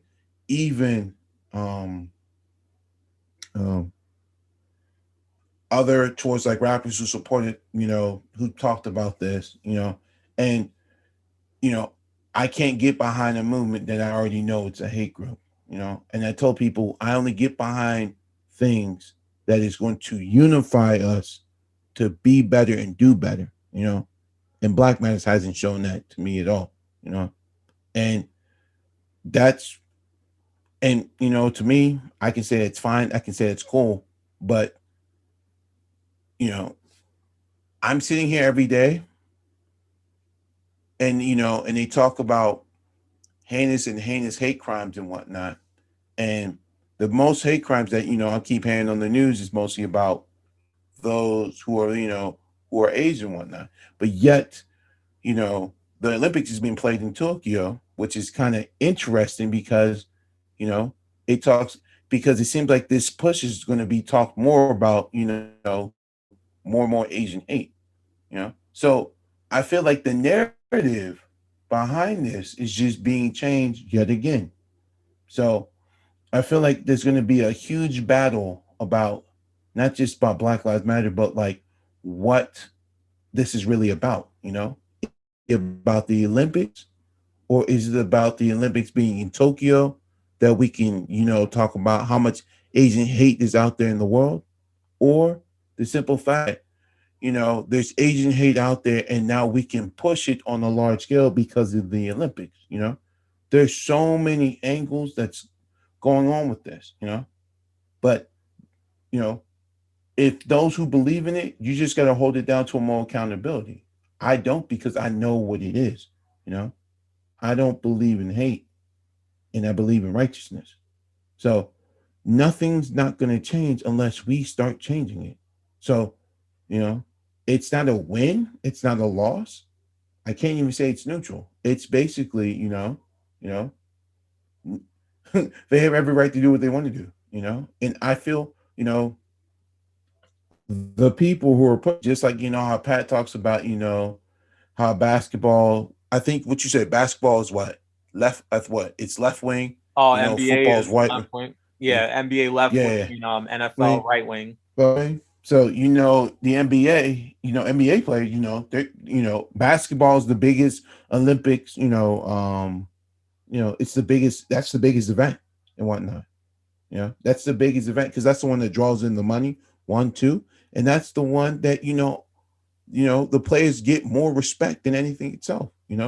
Not from all the other events there, but that's the one that draws in the most, you know. Well, I would So have thought racing would have done, that's how the like the. Olympics started. Mm-hmm. But many of the track and field events, Mm-hmm. are not known to too many people now because now basketball has now been in the Olympics. Now Mm-hmm. they've changed the aura of it, because Right. More superstar athletes please, play on the, Olympics team than, superstar runners that we have. Like, the days of Usain Bolt and all these yeah. other folks who have since retired Mhm. has kind of changed the attention to it. Okay, that makes sense. I understand. And that's what it is. So now we have to now draw a new attention to get back to what the Olympics is. Like, you know, we got to get new attention. Like when it comes to all the racing events, who is going to be that new Usain Bolt that who's going to get us back, enjoying like the 100, the 400, the relays and whatnot, the shot put, and the discus, which I love a lot that I coach and whatnot. But those field events, and those track and field, where the core started from. But now, when it comes to the Olympics, it's definitely, mostly about basketball. Because I have a colleague who went to Penn State with me, who actually is on the U.S. fencing team and whatnot that helped win, gold U.S. fencing in the last Olympics and whatnot. And she's been training crazy for this new Olympics that's coming into Tokyo and whatnot, But not too many people know about fencing. And that's the thing. Like we care so much about the big things like this because basketball is on a large scale, but that's what everyone knows. So that's what's going to draw people in. Many people don't know what the core is from the Olympics. It was a part of the Olympics, but they've been trying to run a historical event out of the Olympics. Why? So they can focus more on bigger things like basketball and bringing other things. They were talking about bringing football into the Olympics and whatnot. I was like, how are you going to do something like that? So it it's just it's all about this whole picking and choosing thing. And basically Black Lives Matter is one of those things, because this is something, that we can, it's a platform that they want us to use so we can fit in to get what we want. But at the end of the day, we're not getting anything back in return. And that's why I tell everyone that I don't support it.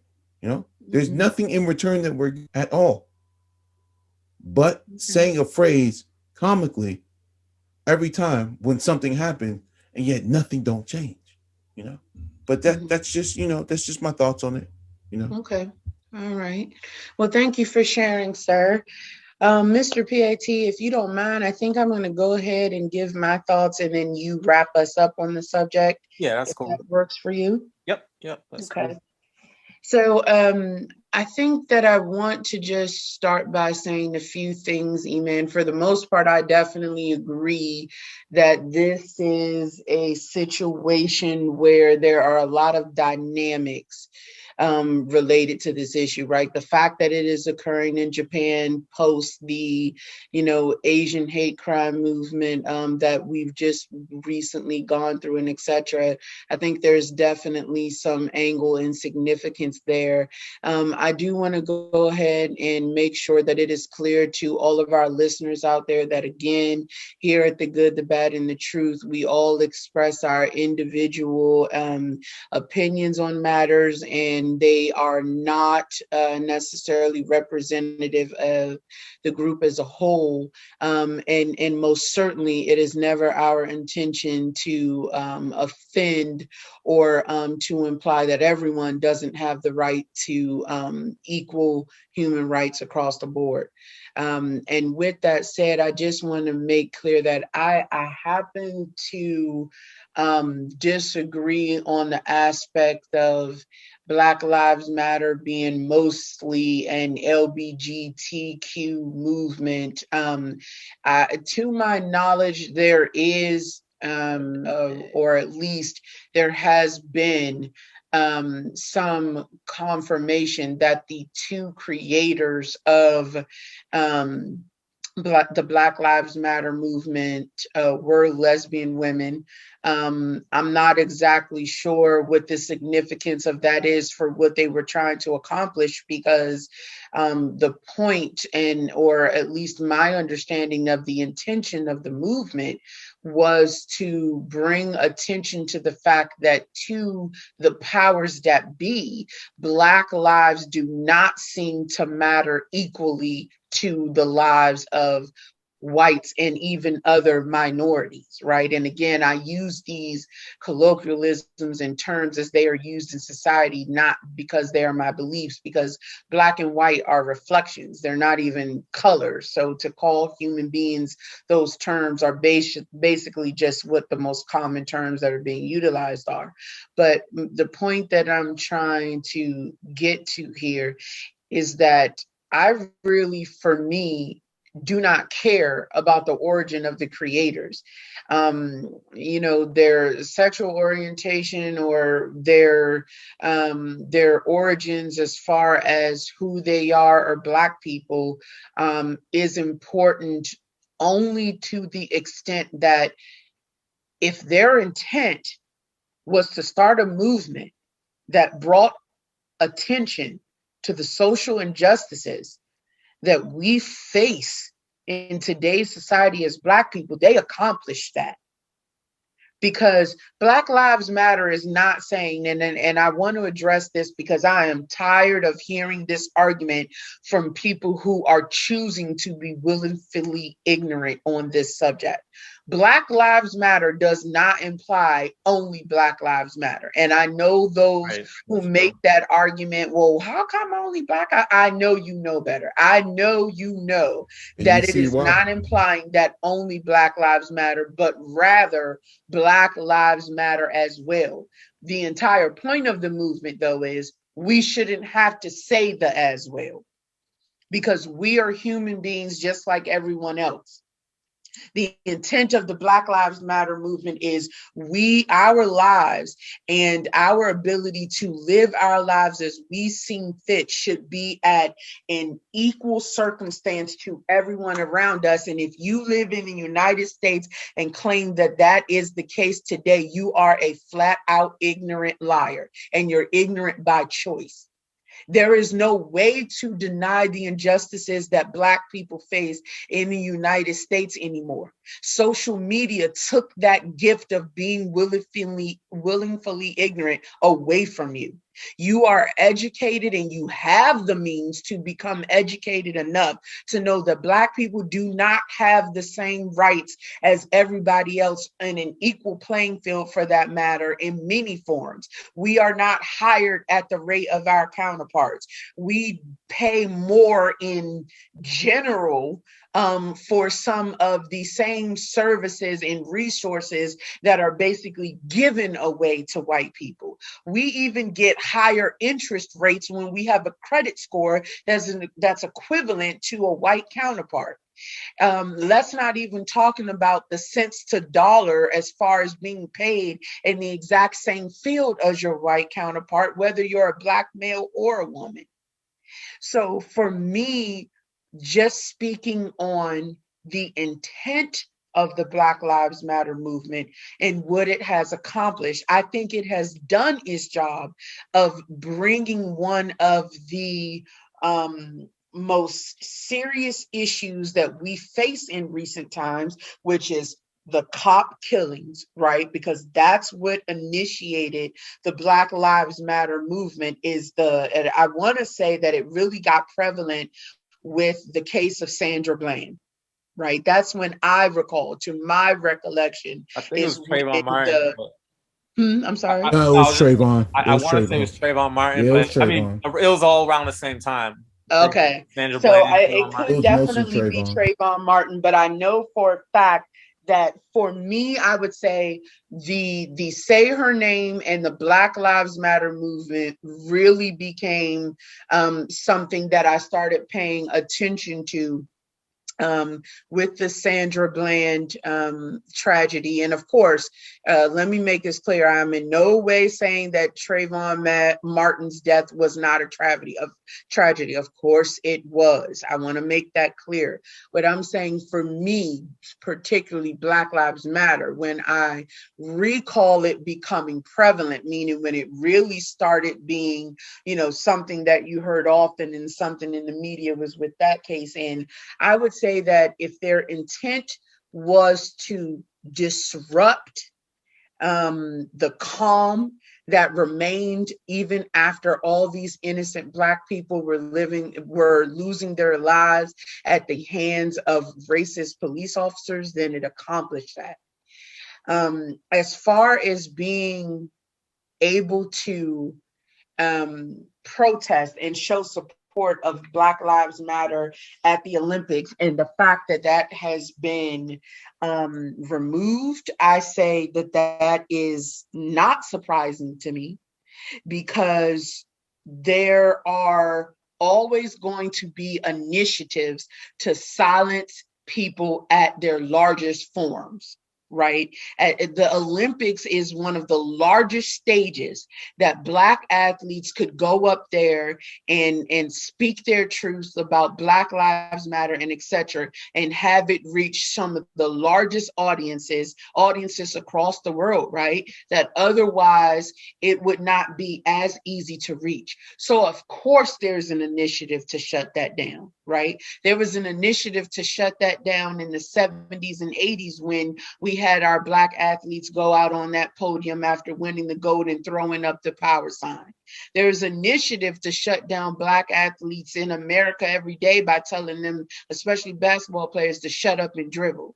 There's an initiative to shut down our voices when you tell Colin Kaepernick he's lost his job, he doesn't deserve his job back because he kneeled at the face of Black people losing their lives to these police officers. I mean, all of these protests are at forums where we have the ability to make a large impact. And of course, that's why they want to shut that down. What I would say is, if I was a Black athlete, I would not, and I mean not, perform in these Olympics. Because to me, and that would be so do not dope. have the right to silence.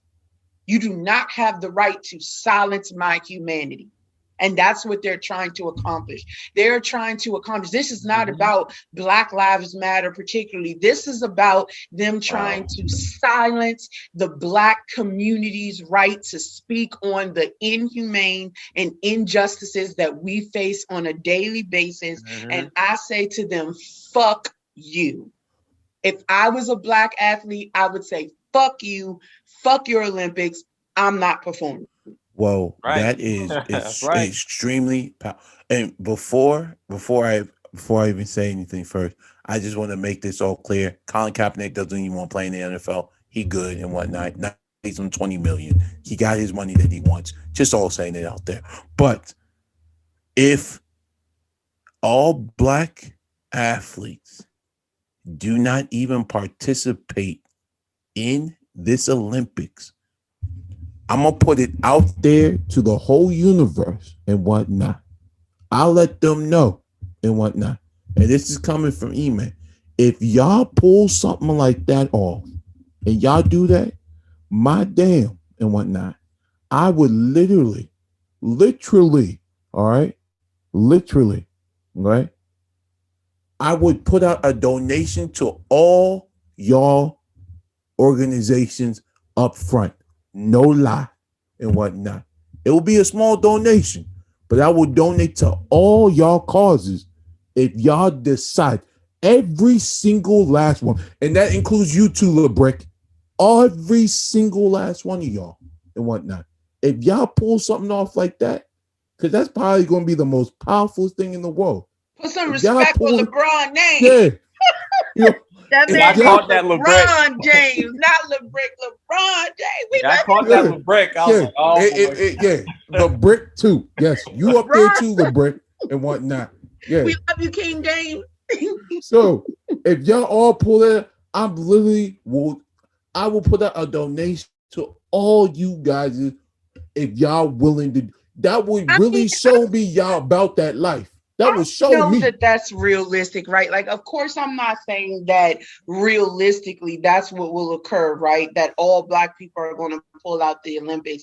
But what I am saying is, if me as an individual, if I were an athlete to perform in this Olympics and someone came to me and say, hey, here is something that may be very prevalent and close to your heart and is representative of the injustice you face as a human being just for being Black, but you can't support it in order to participate in my event, I would say, fuck your event. You know what I mean? Like, that's just me as an individual. I mean, because you think about it, all Black people pull out the Olympics and they continue on with it. Anyone who wins going to have an asterisk near that win. Yeah, you won, but you didn't compete against all the best athletes in the world because Black people didn't participate, because you all didn't value a movement that represented the struggles that we faced in America enough to even allow us to represent it at your event. That's their fault. That's their fault. Exactly. That's what I'm saying. That's their fault. If they want to put an asterisk on that, the whole Olympic committee can go fuck themselves if they got to do all that. Damn fucking straight. Boom. Mm-hmm. Well, they're already saying Black Lives Matter, not allowed. So, yeah, you know, at the end of the day, I think it boils down to, you know, just having enough respect as individuals to determine what means more to you. Is it more important to you? And you know, that's not to say the ones that are still going to elect to play, you know, don't care about Black Lives Matter or don't care about their Black community. I'm not saying that. They totally could care. However, I think this is going to boil down to individuals individual morality, right? What's important to them the most? Because I know for me, I don't give a fuck about your stupid gold medal if you're asking me to forget all of to forget the importance of being able to speak on a worldwide forum about all of the people who have lost their lives, to be able to showcase that I'm proud to be Black, that I'm proud to support Black Lives Matter, that I'm proud to support the fact that Black people have suffered injustices for years and decades and et cetera, and that we're tired of that shit and we're not going to sit by and allow it to happen anymore. If you ask me to silence myself for your piece of rock, I'll take your rock and shove it up your ass before I participate. Woo! That's just me. Yeah. And look who over here cursing and whatnot. Like I said. I'm sorry, I got passionate on this one. I was waiting for this subject because I was like, come on, bro, they really try to play us. But yes, I picked up a little bit of E-Man's vernacular this episode.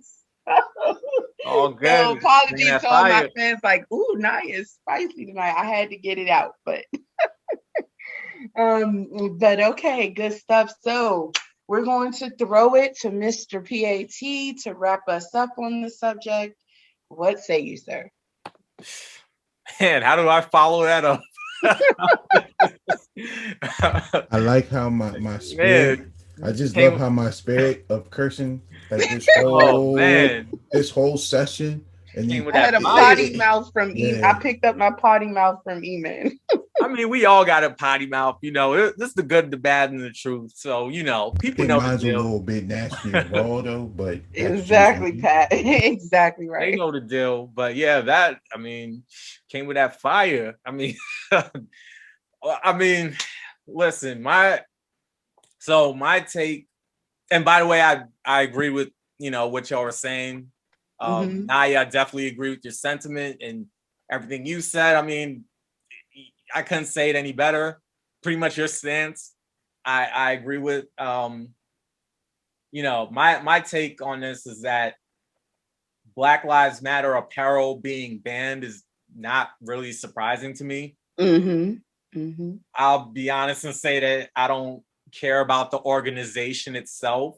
I'm kind of like with E-Man on this as far as I'm not a fan of the organization, Black Lives Matter. I don't know if I'd call them a hate group, so to speak. Right, exactly. But I see them as controlled opposition. That's just how I look at them. No, that's a great point, especially considering that I've heard that they've actually, the original creators sold the business to like a white-owned corporation or something like that. I want to say that is allegedly the case. Right. Yeah, I've heard some things, and of course, George Soros' name is in the mix, and his daughter also. His daughter is one of the supposedly owners and whatnot. There's definitely some theories out there. I'm not gonna put on the tinfoil fitted hat and come with the conspiracy theories if people want that, but there's theories out there, and I've read them, and I think there's some truth to some of it. But anyway, so basically with the organization itself, I see them as controlled opposition in the grand scheme of things. So I support the phrase. I always tell people when it comes to Black Lives Matter, it's not even about the organization for me. It's not about the group. It's about the phrase. The phrase in and of itself is making the statement that Black Lives Matter too. Just like you said, like Black Lives Matters too. It's not about only Black Lives Matter. But some people want to act stupid and act like that's what it's saying, and then they want to come with their all lives matter bullshit, when in reality, these people know. The fact is, these people are just racist. Let's just put it out there. They're just racist. They don't like to hear that Black Lives Matter. So their response is, and that's how you start hate. That's why I call it a hate group. Well, I wouldn't call them a hate group. No. I'm not gonna go that far because there's definitely some real hate groups out there. Right. Like the KKK. Right, like the KKK, the Proud Boys, exactly. Nazi groups. We go on and on, these white right. groups. But I said what I said is we could look at them as more hate groups, I would say. Yeah, because they're actually not only inciting the hate, they're inciting violence. With those groups, whereas there has not been any evidence whatsoever of Black Lives Matters inciting violence, saying go out and kill this person or go out and do this. KKK are actively inciting and implementing violence against the groups that they hate. The same with the Proud Boys and etc. So there's a difference there. Yeah, you should question the Democratic Party on that one, but you're saying. Because that's who they are. Well, you mean the thing with that to address that real quick is there is Antifa, which I'll admit I don't know a whole lot about them. Don't really give much of a shit, to be honest. I mean, because again, I see them as controlled opposition as well. Of course, you got the Proud Boys on one side, which is the right side, the right wing. Going back to the right wing nut jobs, and then of course there's the left wing nut jobs, the left. Which is Antifa, which to my knowledge, they're an anarchist group, and they get in the mix of Black Lives Matter protests, and really they're the ones starting the trouble within the protests, because then the protests. I think that's a narrative from. I think that Antifa and their the accusations against them that they're starting all this trouble was propaganda that was used by Trump. I don't think that and I'm not a supporter of Antifa. I'm also not against Antifa. I am indifferent to Antifa, just like I am indifferent to most political activism. But there has never been any evidence other than claims by Donald Trump that Antifa was actually involved in any kind of interaction or altercation with any group. There's like, for instance, no members of Antifa have ever been arrested for anything. It's one of those things where Trump actually made those statements and comments, and in my opinion, folks ran with it without doing the appropriate research, because again, I don't know everything about them at all, but they're a movement. And just like the Black Lives Matter movement or any other movement, there are definitely going to be people who are, negatively impacting the movement. But with Antifa, there's not even anyone who's actually officially been arrested as a member of Antifa for anything.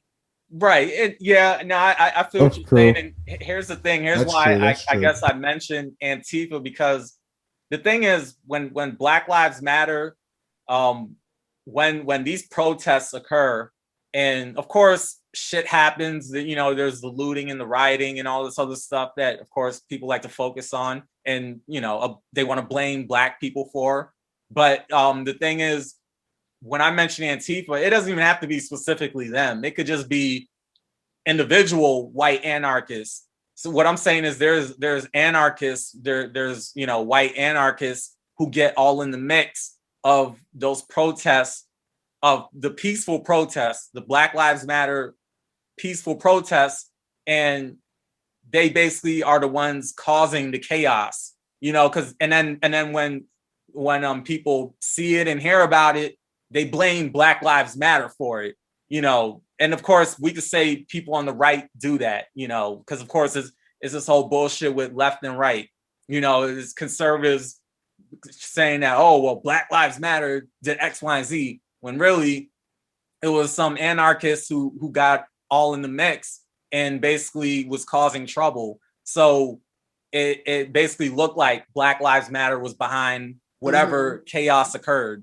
Whether that's Antifa or some other white anarchist group or whatever, the fact is there are anarchists who are getting all in the mix, and they're they're taking advantage of the peaceful protests, or they're taking advantage of the protests and turning it into something else for their own personal gain, or whatever. But anyway, we got a little off topic. We're still on the same topic. I know I went off on a tangent with that, but no, but I see no worries. we kind of went into the different movements. Right. And it all ties back to this, what we're talking about, because at the end of the day, this is about Black Lives Matter, and of course it being banned in the Olympics. So going back to what I was saying, so yeah, I mean, I support the phrase. The phrase is just making the statement that Black Lives Matters too. Unfortunately, society has been set up and engineered and structured in a way where no one is supposed to give a fuck about Black life. So the world does need to hear that Black lives do matter. It's really that simple.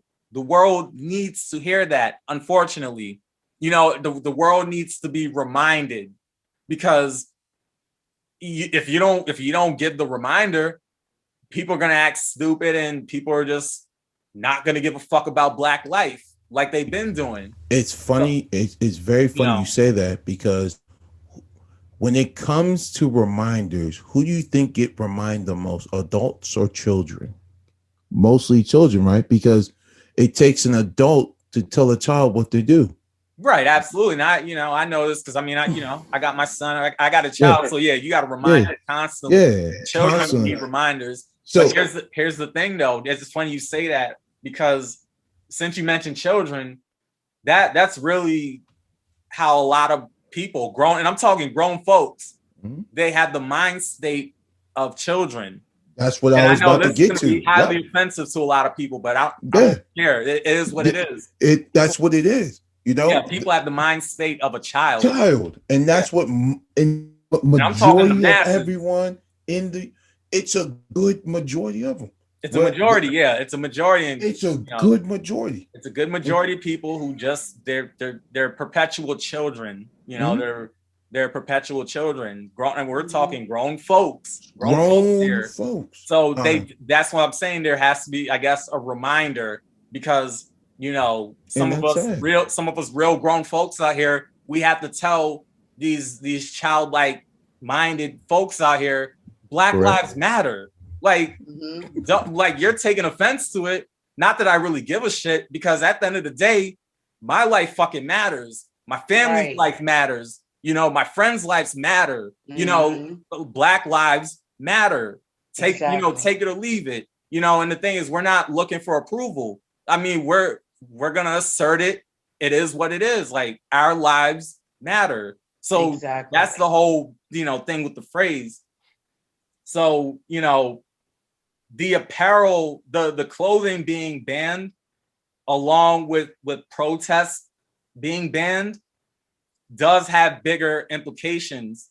And I think y'all had mentioned a few things. I mean, there's definitely layers to this.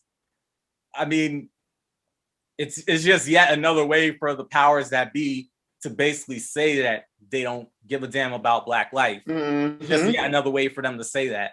Now, to be fair, that the International Olympic Committee, for the most part, has had a ban on, and I'm quoting this from an article that I came across. They've had a ban on, quote, demonstration or political, religious, or racial propaganda, end quote, on the playing field, the medal stand, or during the official ceremonies of the games. So they've had some type of ban, they've had that. And that's what I'm saying, to be fair. It's not like something new that they came up with. Right. But, yeah, no, that's a good point, because I read in that article about this again, that, this was something that they had already discussed as a part of the original ban. It was recently confirmed that Black Lives Matter does fall into that category. You're absolutely correct, because they've revealed this broad policy about that 2 weeks ago. Right. Right. Yeah, exactly. And then this year they're making it a point to ban Black Lives Matter gear. Mm-hmm. Now, the thing is, I don't think it's just about the gear. It's also about banning the protests, which, of course, we all agree on. But they're okay with more generic words like, for example, peace, respect, solidarity, inclusion, and equality. They're okay with those words being on apparel. But Black Lives Matter, nope. Yeah. They don't want it. Yep. Now, what I would also say is, I wonder if they feel that way about the whole Stop Asian Hate thing. Is that banned also? And I know that's not an organization or anything. That's not, but I know that's like a growing thing right now. It's funny you say which that I think also, a lot of it's propaganda. But yeah, so I'm wondering if they have that, or if there's a ban on that. Where you know what's so funny? I feel like someone's gonna wear a shirt that says that. Just I'm putting it out there right now. I feel like someone's gonna put a shirt on. I feel it's just how this whole thing with the Olympics being in Tokyo. I feel like that's gonna be the whole new spell slogan. Stop Asian hate. I guarantee it. Yeah, I wonder that same thing too. And yeah, what's interesting is the Olympics taking place in Tokyo, and the committee basically singling out Black Lives Matter. I find that interesting. And it's interesting, especially at a time where there is all this propaganda about crimes being committed against Asians by Black people, which is straight up BS. Let's put that on the table right now. That is BS. There isn't everyone, and they love Black people too. There isn't this big crime wave or crime spree against Asians, and it's not being perpetuated by Black people. It's a lie. It's false, and it's propaganda. They all love Black people. There's no crime syndicate going on. I don't know who made up this deal. Black people? Yeah. No, I can't agree. Not all. Yeah, I'm not going to agree with that. Not all, but I would tell it. Every area there are those who don't. You know what I'm saying. There's that, and especially in the Asian community, one of the things that I have come to agree with is that there is this kind of underlying issue of the model minority in the Asian community, right? There is, where they are seen by white people or Caucasian people as the model minority, because for the most part, they think they're just going to own their businesses and stay in line and etc. And so there are some Asian people who look down on Black people and who look Black people as inferior, and it's not just in Asian. Sometimes it happens in Hispanic cultures and etc. Oh, yeah, absolutely. But, I mean, and vice versa can be said about Black people too. But the fact of the matter is, I would not say that in any race there's an instance of they love us as much as we love them. No, there's a lot of pandering that is done to the white community by some of these other minorities because they look at the Black race as inferior as well. I mean, sometimes you can turn on Telemundo and everyone looks like they have European features, and you're like, what is this about? Is this a coincidence? No, and so it's weird though. It is, but once you go down to most, especially many indigenous places like down in South America, they literally majority of them actually look like my skin tone and whatnot. Well, they're Afro-Latinos and Afro. There are Afrocentric people in a lot of cultures across the world where you wouldn't expect that. Afro-Latino community is very large in certain areas in the North, especially like New York, DC, etc. Right, and they face racism within their culture too. So, yeah, definitely. But no, to really, I guess, address, because I know E-Man said, you said Asians love Black people. Right. Like I said, I don't agree with that. Right. Of course, it's not a all love or all hate thing. Because of course it's not. But I did a little bit of my own research though. But I'm gonna let you finish though. But here's the thing though. So I look at people as a group. I look at people as a group, whether racial or what, you know, whatever we want to call it, race, whatever. And just by and large, and I'm talking from personal experience and just even my own research and, you know, going back to the whole model minority thing and just the, you know, the overall relationship between Asians and Blacks. I personally do not see where they love Black people. Now, don't get me wrong. There are individuals, you know, because this isn't no hate against Asians. Like, I don't hate anybody. You know, I don't hate any other race. I don't hate people of different races. It's not even about that. But we have to be honest here. You know, there is anti-Black racism within the Asian community. Absolutely. And, you know, so, you know, there are individuals who fuck with Black people. And, you know, I have Asian friends too. But the thing is, as a group, we have to look at them as a group. You know, they're not fond of Black people. You know, they don't not all of them. They don't love Black It's like with every race. You know, so, you know, and that's like, and I think that's a whole nother layer to this Stop Asian Hate thing, because the thing is, when certain crimes happens to Asians, a lot of times when it comes to Black and Asian, yeah, there are altercations. Obviously that happens, but the thing is, it's been ramped up, especially this year, and things have, you know, have happened between I blame the president for that, by the way, Blacks and Asians, but it's over inflated. You know, they're taking select instances where there's like not even like really serious altercations like that, really arguments, like verbal arguments. And that has gone both ways, like instances where at nail salons or hair salons, etc., that some of the Asian employees have attacked Black folks and etc. Yeah, and I've seen that too. Yeah. Exactly. I mean, because at the end of the day, and sorry, I didn't mean to interrupt you, PAT, just throwing this one thing out there. At the end of the day, there is no way that anyone that's a human being is not going to have some type of prejudice. You may not even recognize that you have it, but prejudices exist in human beings in general. And it's your responsibility as an individual to recognize when you are exuding that prejudice and do better going forward.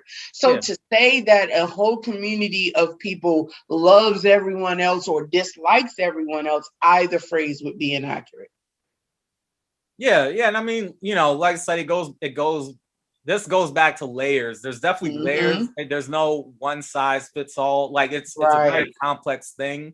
But you know, I guess like, at least for me, I look at people as a group, you know, because of course we could pick out individuals, we could cherry pick individuals who are the exception there, because there's always exceptions, there's always outliers, there's always people who don't exhibit a certain group behavior, you know, but I look at people as a group. So I was just really addressing that, because when E-Man said that, I was like, huh? Like, yeah, you know, I didn't see how, or I don't see how Asians, you know, just as a group, love Black people. But, you know, it's neither here or there. But just to kind of wrap up what I was saying, you know, all this is interesting. Of course, Black people being blamed for crimes that are being committed, you know, against Asians, and some of the times it's white people who are committing crimes against Asians. So it could be Asians that are committing crimes against Asians too, because you know there's that as well. You know, because there's crime that happens amongst it's interracial. A lot of crime that happens within a race, it's interracial, meaning it's race on race. You know, it's proximity crime. So you know, of course that happens. That's true. But you know, the mainstream media, of course, took things to a whole nother level. They found a way to blame Black people for it. Like I said, it's bullshit. It's propaganda. They need to cut the bullshit out. And you know, it's just another way. It's just another way for them to fearmonger, and another way for them to manufacture the public consent necessary for Black people to be punished. So I see the whole no Black Lives Matter at the Olympics thing as, and I'm gonna just say this, the Asians' way of asserting their stance against Black people. I mean, we have to be honest here. We all know there is anti-Black hostility amongst other races. So these groups will show their hostility in different ways. The International Olympic Committee explicitly banning Black Lives Matter gear, really, like I said before, I've said it quite a few times, it's more than just banning the clothing. They're basically saying, we don't want to hear you Black people protesting and fighting for your survival. They're basically saying, we need you Black people to just be quiet. Exactly. And protest. Shut up and dribble. Right. Shut up and dribble. Pretty much. Yeah, exactly. We need you Black people to basically just shut up and dribble. That's it. We need you Black people to just be quiet and protest on your own time. If you want to protest, if you really feel like your life is that important, protest on your time. Don't do it on our time. Mm-hmm. And, protest preferably in a quiet corner somewhere where we don't have to hear you. That's pretty much how I see it. And I feel like that's what's going to happen, though. But like I said, I feel like that's what's going to happen. It's just bigger implications. I think it's just one of those things where we got to read between the lines. Mm-hmm. And I know this could go off in different tangents, which, it did, but that's cool because it's all one big dialogue. And as we've all stated, there's layers, but we got to read the lines. Like I'm telling you right now, and I read the lines between things. Mm-hmm. And the whole banning of Black Lives Matter clothes, it ain't, it's not just about the clothes. Let's just put that out there. It's not about banning, the clothing, mm-hmm. It's more than that, much more than that. But I'm gonna just leave it at that because, of course, we can go on about this forever. But you're good, man. You good. Yeah, you made some great points, Mr. PAT. I wholeheartedly agree with you on a lot of that, and I think this was definitely a sensitive subject that we all, put our 2 cents into. And at the end of the day, the point is that, the goal of us as human beings for everyone should be to treat each other the way we want to be treated. And I know that sounds cliche, but the reality of it is that starts with something as basic and as foundationally important as human rights. And until all of us are looked at as equals, which is never going to happen because human beings are the ones that are doing the looking, the only thing that we can do as individuals is take accountability for our own morality. You got to be willing to do the right thing every day. You got to be willing righteous. To step up and love each other and treat each other with the respect that we've earned from just being human beings. And until that day happens, movements like Black Lives Matters and etc. will not go away. So I think we all made some very valid points. Thank you two gentlemen for such a great session. I think we killed this one, fellas. We talked these talks, right. And you can say that. You can definitely say that. Some very controversial stuff happening in our community right now. To all our listeners, thank you so much as always for supporting us. Please, please, please, if you haven't yet, go on YouTube, like, subscribe, share. Please comment too. Please comment. Leave comment. Comment. Also, sorry about that. But also, to all the listeners out there, we have to give Night Angel a round of applause because she came out here a little raw tonight. we gotta make sure. We gotta make sure because she came today and she brought a little bit of cursing around that mouth today. And we gotta make sure we acknowledge that. That's all I'm saying. Oh man, you're so silly. I mean, she always does a thing. Every episode, she knocks it out the park. But she came with that fire today. Oh, thank you, fellas. I don't know. I had hot sauce earlier. Maybe it was the.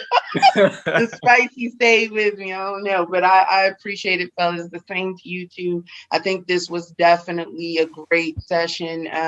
For our listeners out there, we do have some special episodes coming up. We appreciate all of the support and love that you all have shown all of us. We're getting an amazing feedback, and we really appreciate that feedback. Please show your love, subscribe, hit the subscribe button on YouTube, like, comment, share. We also have our resident rapper and some great musical content. If you hadn't have a chance to check him out, Mr. PAT, please share that information, sir. Yes, thank you. thepatchannel.com. It's that simple. thepatchannel.com. Music, articles. Yes, sir. I have my own services that I offer: graphic design, web design, writing, content. Just I'm a content creator. So, if anybody needs help in that area, in that arena, come holla at your boy. thepatchannel.com. Absolutely. Great stuff, sir. Thank you, everyone. We appreciate you. E-Man, Mr. PAT, good look, fellas. And until next time, peace. Peace.